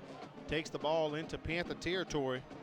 Coach Cawley said Davidson has to control the clock, reduce those penalties, be careful, be consistent, and play smart. They seem to touch on a lot of those tonight, Corey, as they are up 23 points and driving to try to get more points on the board here in the third quarter. There's Justin Poe, just pushes one of the Panthers off of him, picks up maybe 2 on the carry. 2nd and long coming up for the Warriors. If you're Murphy, again, creating long down and distance situations for the Warriors is important, but you don't want them to try to get 3 and 4 yards on 2nd down. You know Coach Cawley and offensive coordinator Chris Denny are going to be satisfied with continuing to churn and grind out clock time here as we're winding down in the third quarter with the Warriors leading 23-0. 2nd and about 8 here for Davidson. Handoff up the middle. Didn't know if that was Poe or if that's Butler. Take a look at the number. I believe it may be Poe. Justin Poe on the carry. Corey, I was doing some research for this ball game. Murphy comes into this ball game 0-2. Coach Rico Jackson in his coaching career has never started the season 0-3, Corey. Yeah, I mean, I know he doesn't want to start that trend now, but again, it's going to be up to his defense to just buckle up and find a way to get one stop. And that stop has to occur. You don't want the Warriors to get into the red zone area. Just a little wildcat action right there with Poe on the carry. That's enough for the first down as the Warriors approach the red zone. Another first down for Davidson.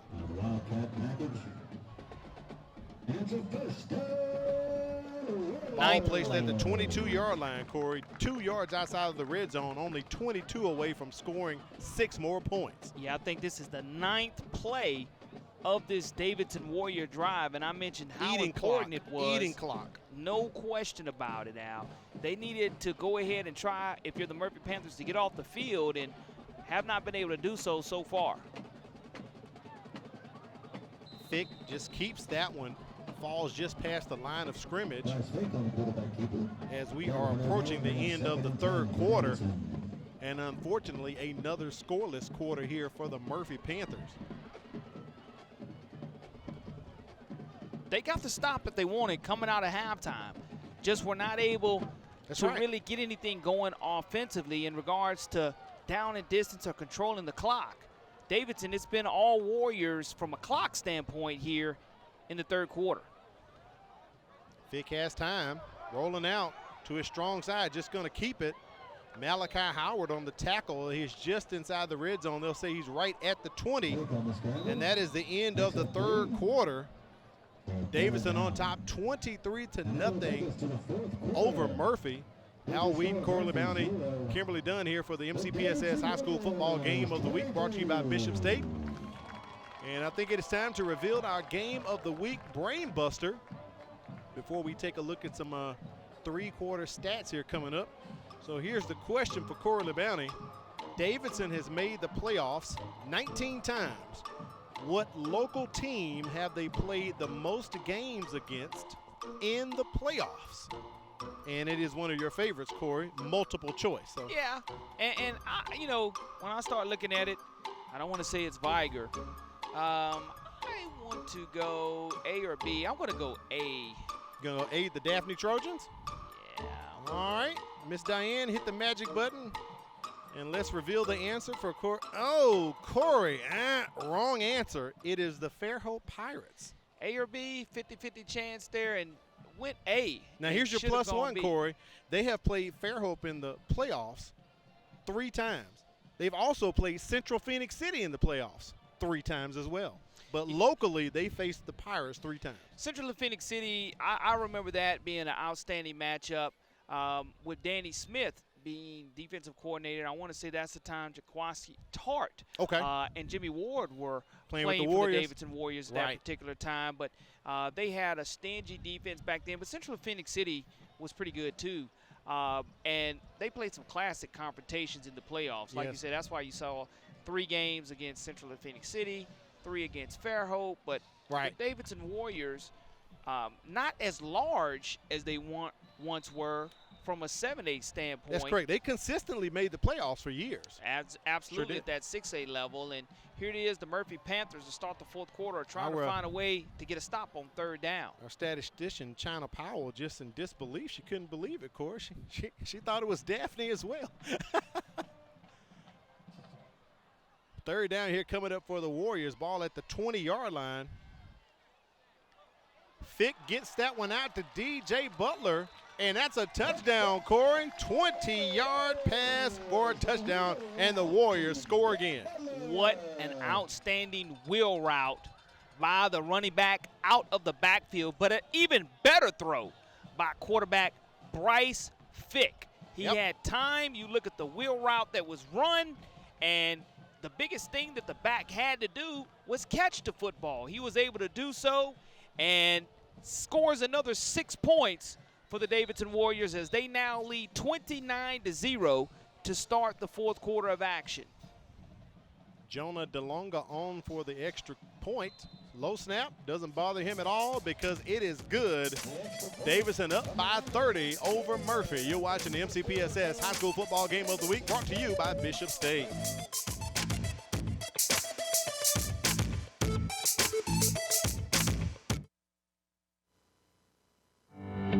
If you look at the numbers, Mobile County Public Schools is making great strides.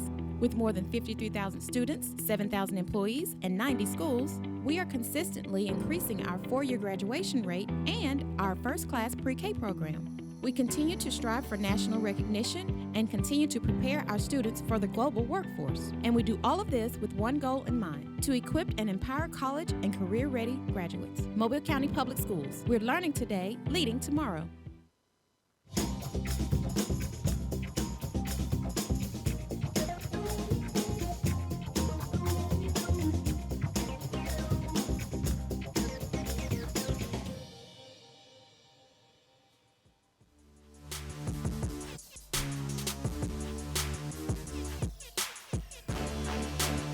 A 20-yard pass from Bryce Fick to DJ Butler extends the lead by 7 to make it 30-0 over the Panthers. The Warriors all in control tonight, Corey. And hopefully we're able to take a look at that replay one more time, and you'll see the excellent route being run by Derek Butler.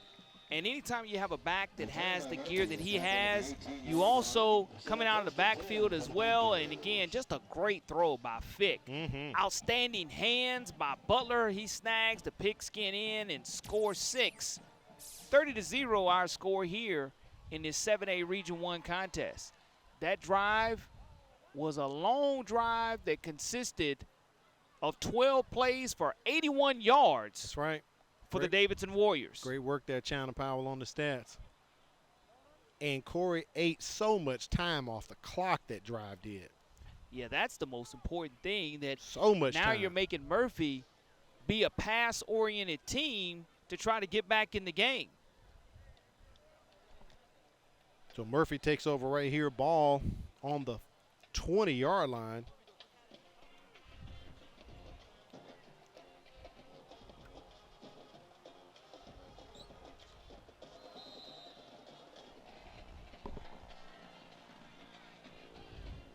Caleb Stewart has in the backfield with him, I believe that's Fernando Brown. Stewart looking to connect. That's a live ball. And that ball came out before he went down. That's a turnover, Corey. Actually, our first turnover of the ball game at the 11-18 mark. Fumble by Caleb Stewart. Picked up by the Warriors. He wanted a pump fake as he drives back in that shotgun. As soon as he tries to pump fake, great pressure from the defensive end, Tremaine Barnes, the 6'1", 171-pound junior, creating our first turnover of the game, and that sets up the Davidson Warriors an outstanding field position as the football is going to be already in the Panther red zone area at the 15-yard line of Murphy. And I think we're going to get another dose of Justin Poe or DJ Butler. I think we may have a quarterback change too, Corey. In for the Warriors, Ryan Stewart. So I think Coach Carley is going to rest Bryce Fick the rest of the quarter. Yep, there he is, straight up the middle. Fumble, and I believe Murphy's on top of it. Yeah, that's one of the things when you bring in a new player in the game. Murphy, no quit in these Panthers as they pounce on that pigskin and come away with it. Another turnover for turnover. It looks like Brighton Wilkerson comes away with that takeaway for the Murphy Panthers. The extra effort, I think, probably got the young man in trouble. He tricked our cameraman right quick, but Murphy regains the ball. Ripping away at the ball like they're taught by defensive coordinator Tella Stone. And, you know, that turnover that was given away by the Panthers now, they have an opportunity to redeem themselves. 10:34 remaining in the fourth quarter, trailing 30-0, but they're going to get the ball deep in their own territory just like they were moments ago prior to them fumbling it away. I just flipped my flip chart and I have to flip it back, Corey. First and 10 ball on the 18-yard line of Murphy. Fernando Brown with the carry. And the Warriors are having none of that. Number 6 for Murphy, tackled by Russell Shaw. Russell Shaw, inside linebacker, takes Brown and stops his forward progress. It's going to be 2nd and 9 coming up here for Murphy. Having been held to 11 scoreless quarters this season. Empty set coming up here from Murphy. Looks like, no, Fernando Brown's going to move into the backfield.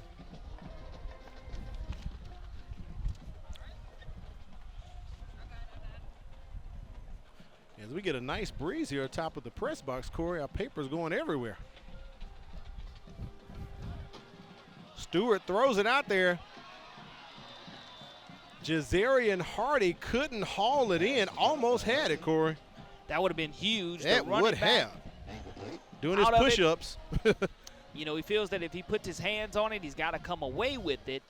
But it's a good play call nonetheless. And you look at the time Caleb Stewart had, and nice spiral, and right in and out of Hardy's hands, and that's why he gets in push-up position for the Panthers. Chris Carter said you put your hands on it. You got to catch that. You got to bring that in. Timeout called by Rico Jackson and the Murphy Panthers.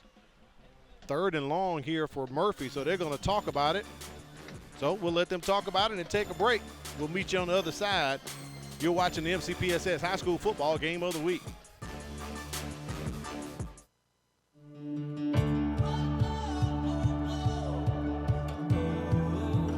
It was just like an extension of home.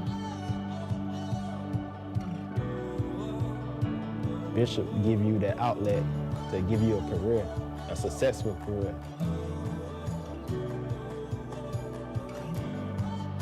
We're doing some great things at Bishop State. Keep an eye on us.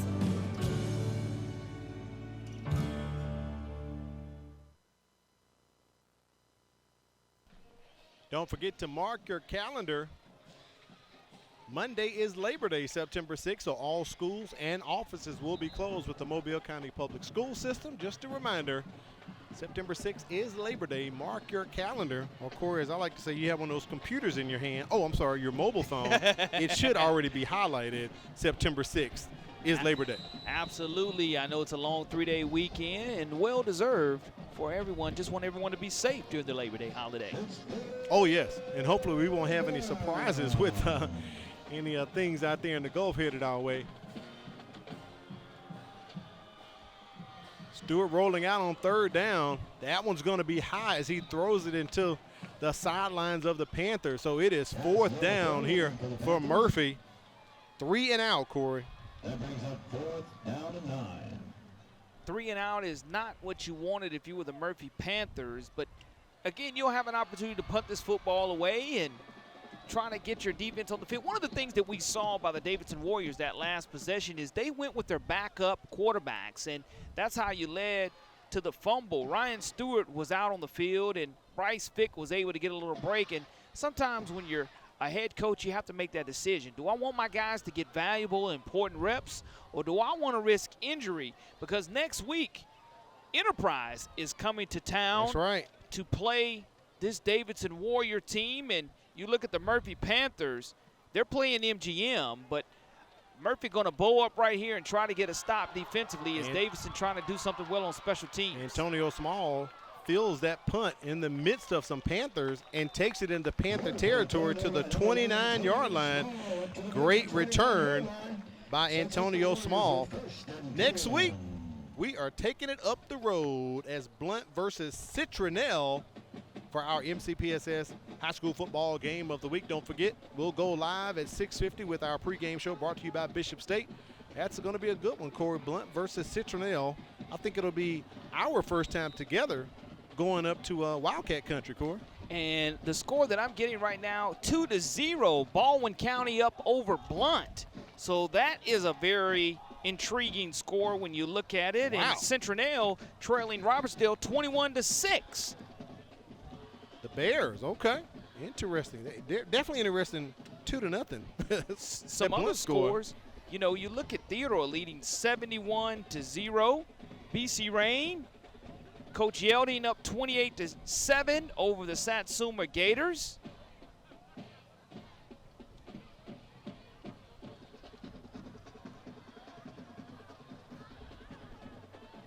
Second down and about 8 coming up here for Davidson.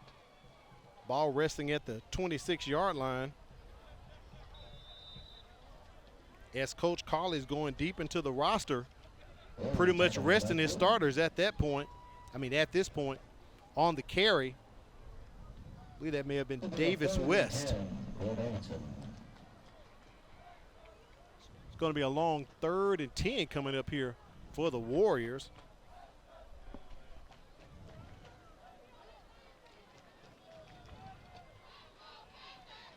Backup quarterback Ryan Stewart still in the ball game. Stewart back to throw. Does have a receiver. Incomplete, but a flag comes out. That pass intended for Isaiah Kaiser. And you start looking at this Davidson Warrior roster and backing it up. A lot of backups now in the game for Coach Cawley. That's right. I mentioned it again. You know, it's important to get reps, even for your backups and live reps, not just in practice. And it gives your starters an opportunity to go ahead and get ready for a big-time non-region contest with Enterprise coming. There's the obvious call by Tim Porter. Here's a replay right here as Stewart throws it up. Kaiser being impeded by the defender. So that's a 15-yard penalty. It's going to be 1st and 10. Pass interference. Penalties have to miss to the goal line. The yardage will result in a first down. So it is enough to pick up the first down, and the Warriors are in the end zone once again. I'm sorry, in the red zone once again. Ball sitting on the 19-yard line of Murphy.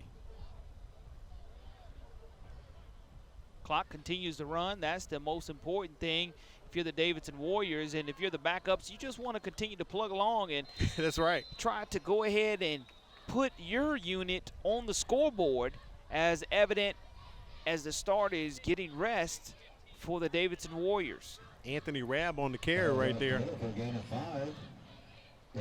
Picks up about 5 yards. Ball on the 14-yard line. Pretty much all night, Davidson's been in control of this ball game. Murphy definitely has had opportunities, Corey. So officials timeout. This is our last heat timeout of the ball game at the 5:48 mark here in the 4th quarter. We're going to take a break and come back. You're watching the MCPSS High School Football Game of the Week.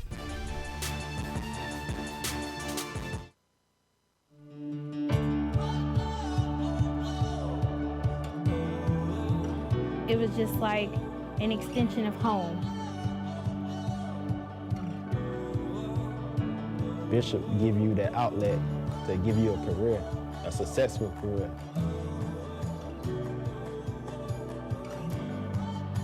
We're doing some great things at Bishop State. Keep an eye on us.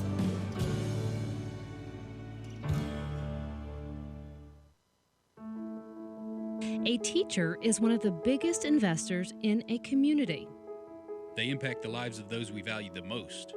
Teachers share knowledge which helps shape and mold our future leaders. Teachers show direction and help build a sense of purpose.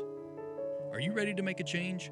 For more information on teaching opportunities, teacher incentives, or to apply with the Mobile County Public Schools, log on to www.mcpss.com.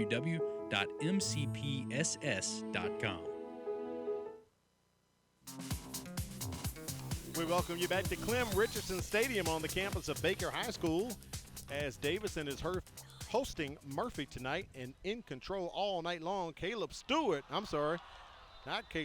Ryan Stewart tries to connect with his receiver over the top, incomplete to Anthony Rabb.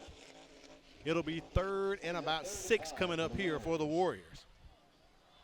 Down and distance-wise, in the red zone area for Murphy, what you would like, but we know DeLonga has a nice leg on him.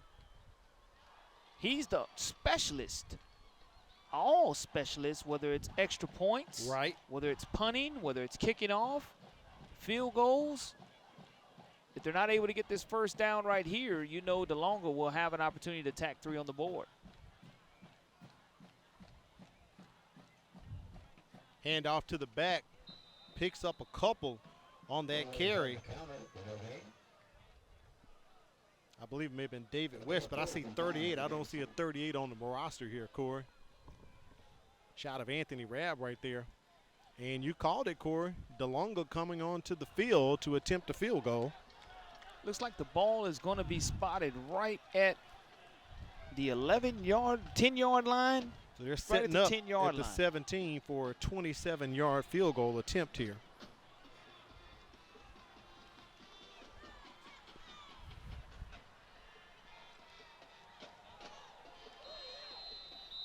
Kick is up. Pre-snap penalty. We had a pre-snap penalty, Corey. So, Corey, as we think about it here, as we're at 4 minutes remaining here in the ballgame, almost 4 minutes, what do you think about for our Career Tech Education Player of the ballgame? They're going to give DeLonga 5 more yards closer to kick this one. Actually, I'm thinking in mind, first time ever, I'm actually thinking of Justin Poe and DJ Butler tonight. Yeah, 2 guys. I'm thinking of both of them too, monster. Corey. I mean, seriously. Offsides on the defense. Penalty is 5 yards. 4th down. both of them have had long runs in this contest. Each of them had a touchdown apiece, but instead of a 27-yarder, 22-yarder this time, almost like an extra point almost. Low snap, and of course, that is no good, but it's a live ball. It's a track meet. And Murphy running that back. We get a number 7.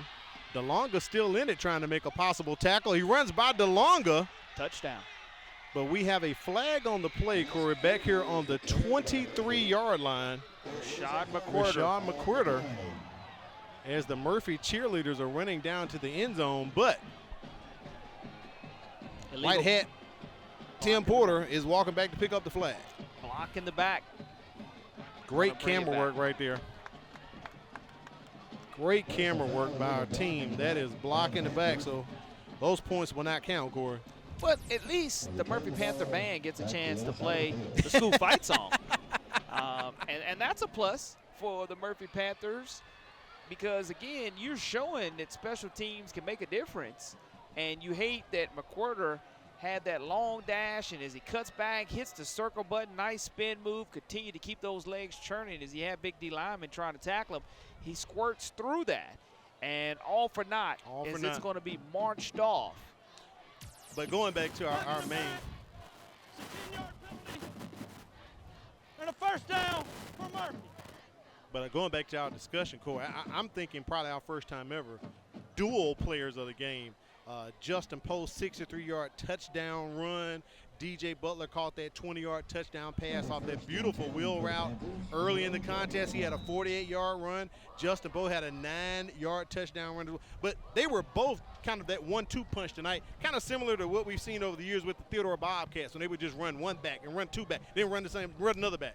Great action tonight by both young men. Both backs showed once they get past the line of scrimmage, they know what to do with the football. One is a senior, one is a sophomore, and you flip their numbers upside down.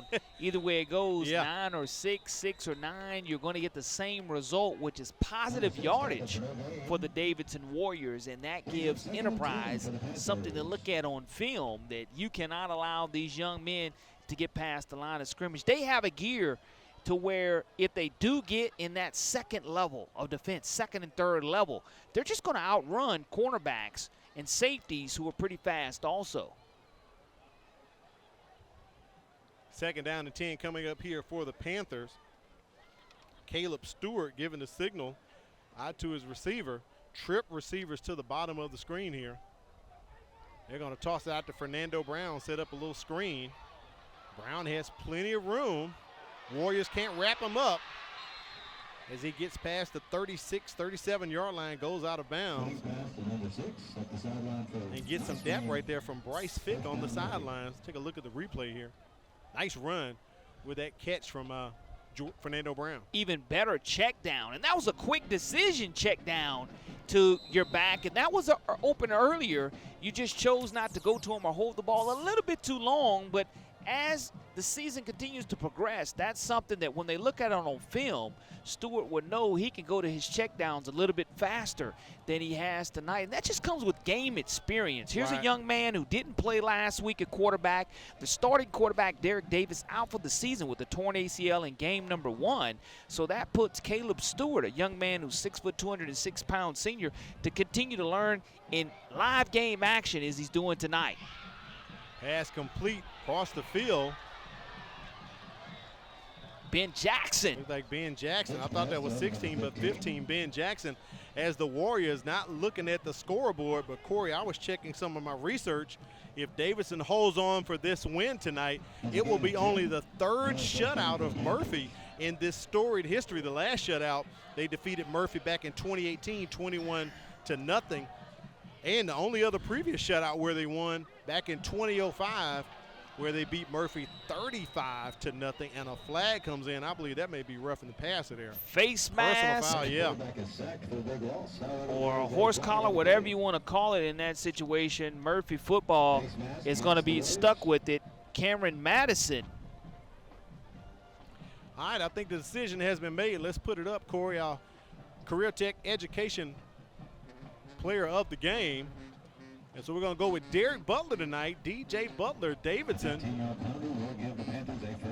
And he had an awesome night tonight doing his thing, Corey, all on the field, in the air, but more especially on the ground for the Davidson Warriors. Well, we didn't have dual, but we had the young, phenomenal, and sensational sophomore get it done for the Davidson Warriors. Caleb Stewart trying to go back to Jackson, but no, that pass is caught and hauled in by Wilson Edney.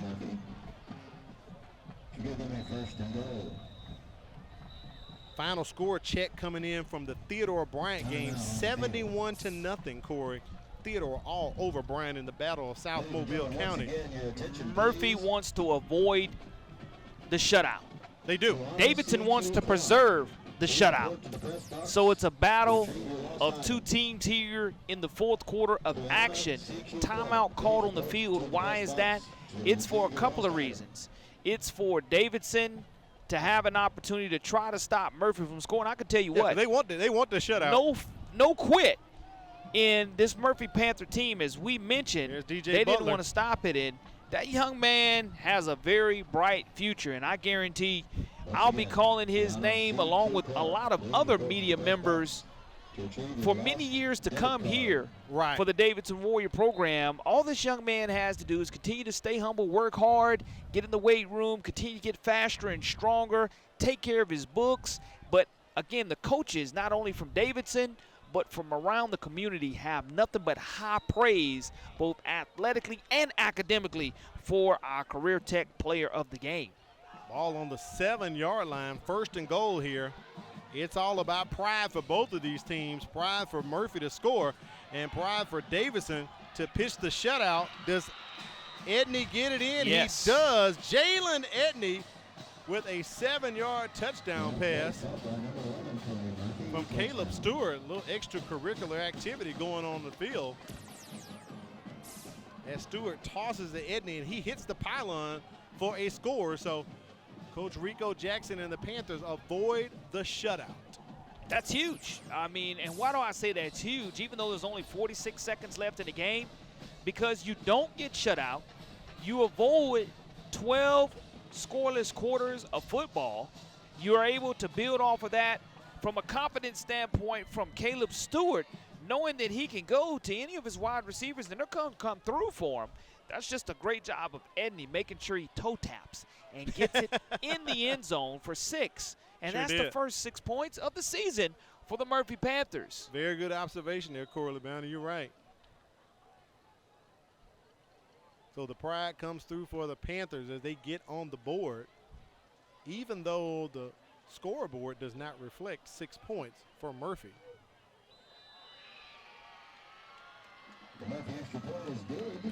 They said it was 4th down, Corey. So, well, no, I don't know. Did they? As far as I know, it was a touchdown.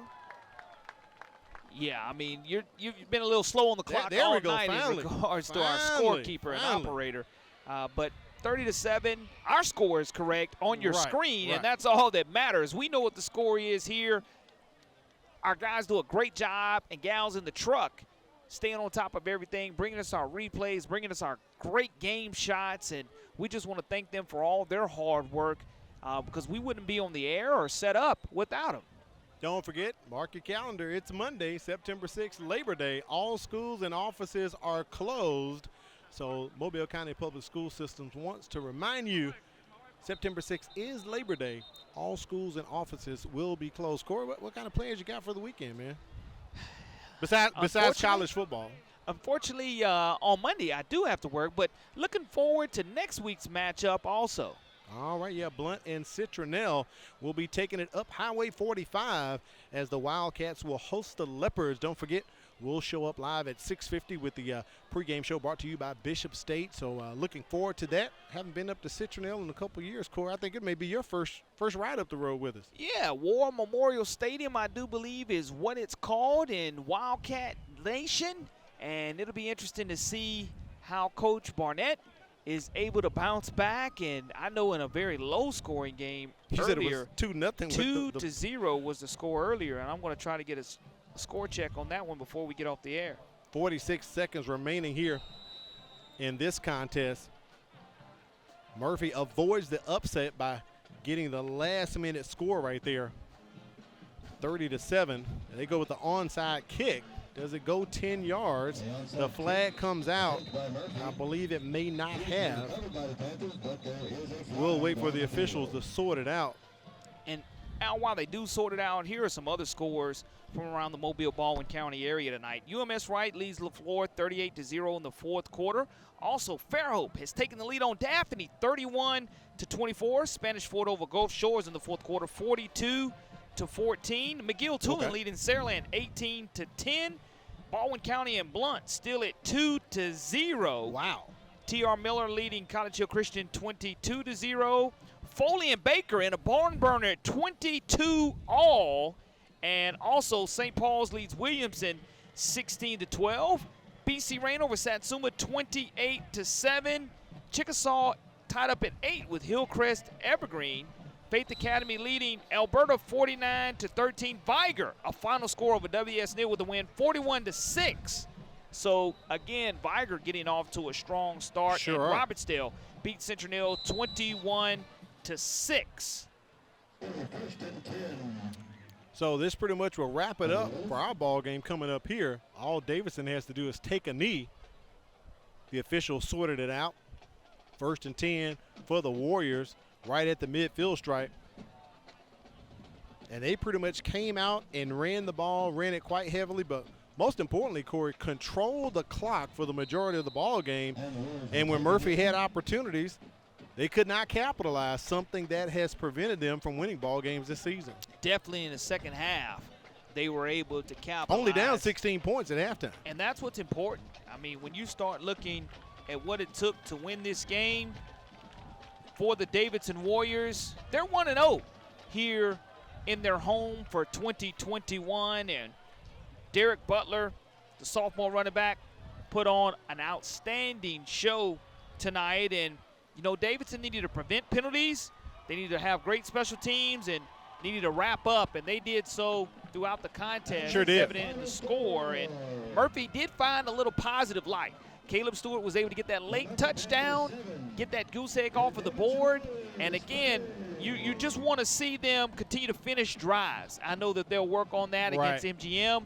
We had that game a couple of years ago, and it wound up being an outstanding game also, Al. So, again, Rico Jackson is going to have his team up and rearing to go. They got off to a quick start. Sure did. 1 year ago, and then it's not how you start, it's how you finish. That's right. So the Panthers are going to regroup and get things together here very soon. He said he has a resilient bunch. You know they're going to get over this hump. Unfortunately, they did not get the win tonight, losing 30-7, but I know he's going to be back at it this week. Had a short week this week, and I had to make a decision about a quarterback after losing a quarterback to go with Caleb Stewart. But overall, I think Stewart did a pretty fine job.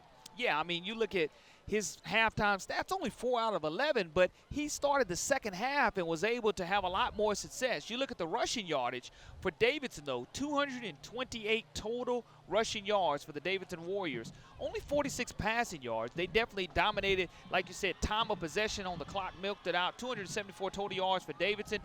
194 for Murphy. One turnover apiece as they had back-to-back turnovers. The penalties, 8 for 56. 5 for 45 for Davidson. 30-7. Our final score here in West Mobile in this 7A Region 1 matchup, Al. But the one thing about passing yards for Davidson, when they came in, they definitely came at a good time. Yeah, they really did. And, you know, if you're the Davidson Warriors, what you have to do is you have to control the clock. That's what Rick Cawley and Coach Denny want to do. They want to go ahead with those 1-2 punch that they have. Right. If you're able to go ahead and control the line of scrimmage, Coach Cawley mentioned to us they're not huge. Small team, across the line, offensively or defensively. But tonight they were able to grind out the clock. Murphy had positive yardage in the first quarter on that opening drive. Took off some 6.5 minutes, as we mentioned that earlier in the telecast. But no points, Corey. But no points as Davidson turned around and was able to get 6 off of their drive. And then, again, the special teams let down when you get the ball at the half-yard line. You get the safety. Now you're trailing 9-0 early. So you don't throw away the playbook. You want to try to stick with what you had, but you couldn't really throw the ball when you needed to. Correct. Because it was just a game that dictated Davidson grinding out the clock. They definitely played with a lot of heart tonight. They may not have had the weight. They're small in stature, but their heart came through when they needed it. And, boy, they were running the ball tonight behind DJ Butler and Justin Poe. As we told you, our Career Tech Education Player of the Game is DJ Butler. And I know Kimberly Dunn is down on the sideline trying to get head coach Rick Cawley. So we won't have Rick Cawley tonight, but we definitely had a good ball game. Davidson got the win tonight, 30-7 for our statistician, China Powell, Matt Moore, Kimberly Dunn, and my booth partner, Corey LeBounty. We thank you for watching the MCPSS High School Football Game of the Week, brought to you by Bishop State Community College. Next week, we're going to Citronelle. Have yourself a great Labor Day weekend.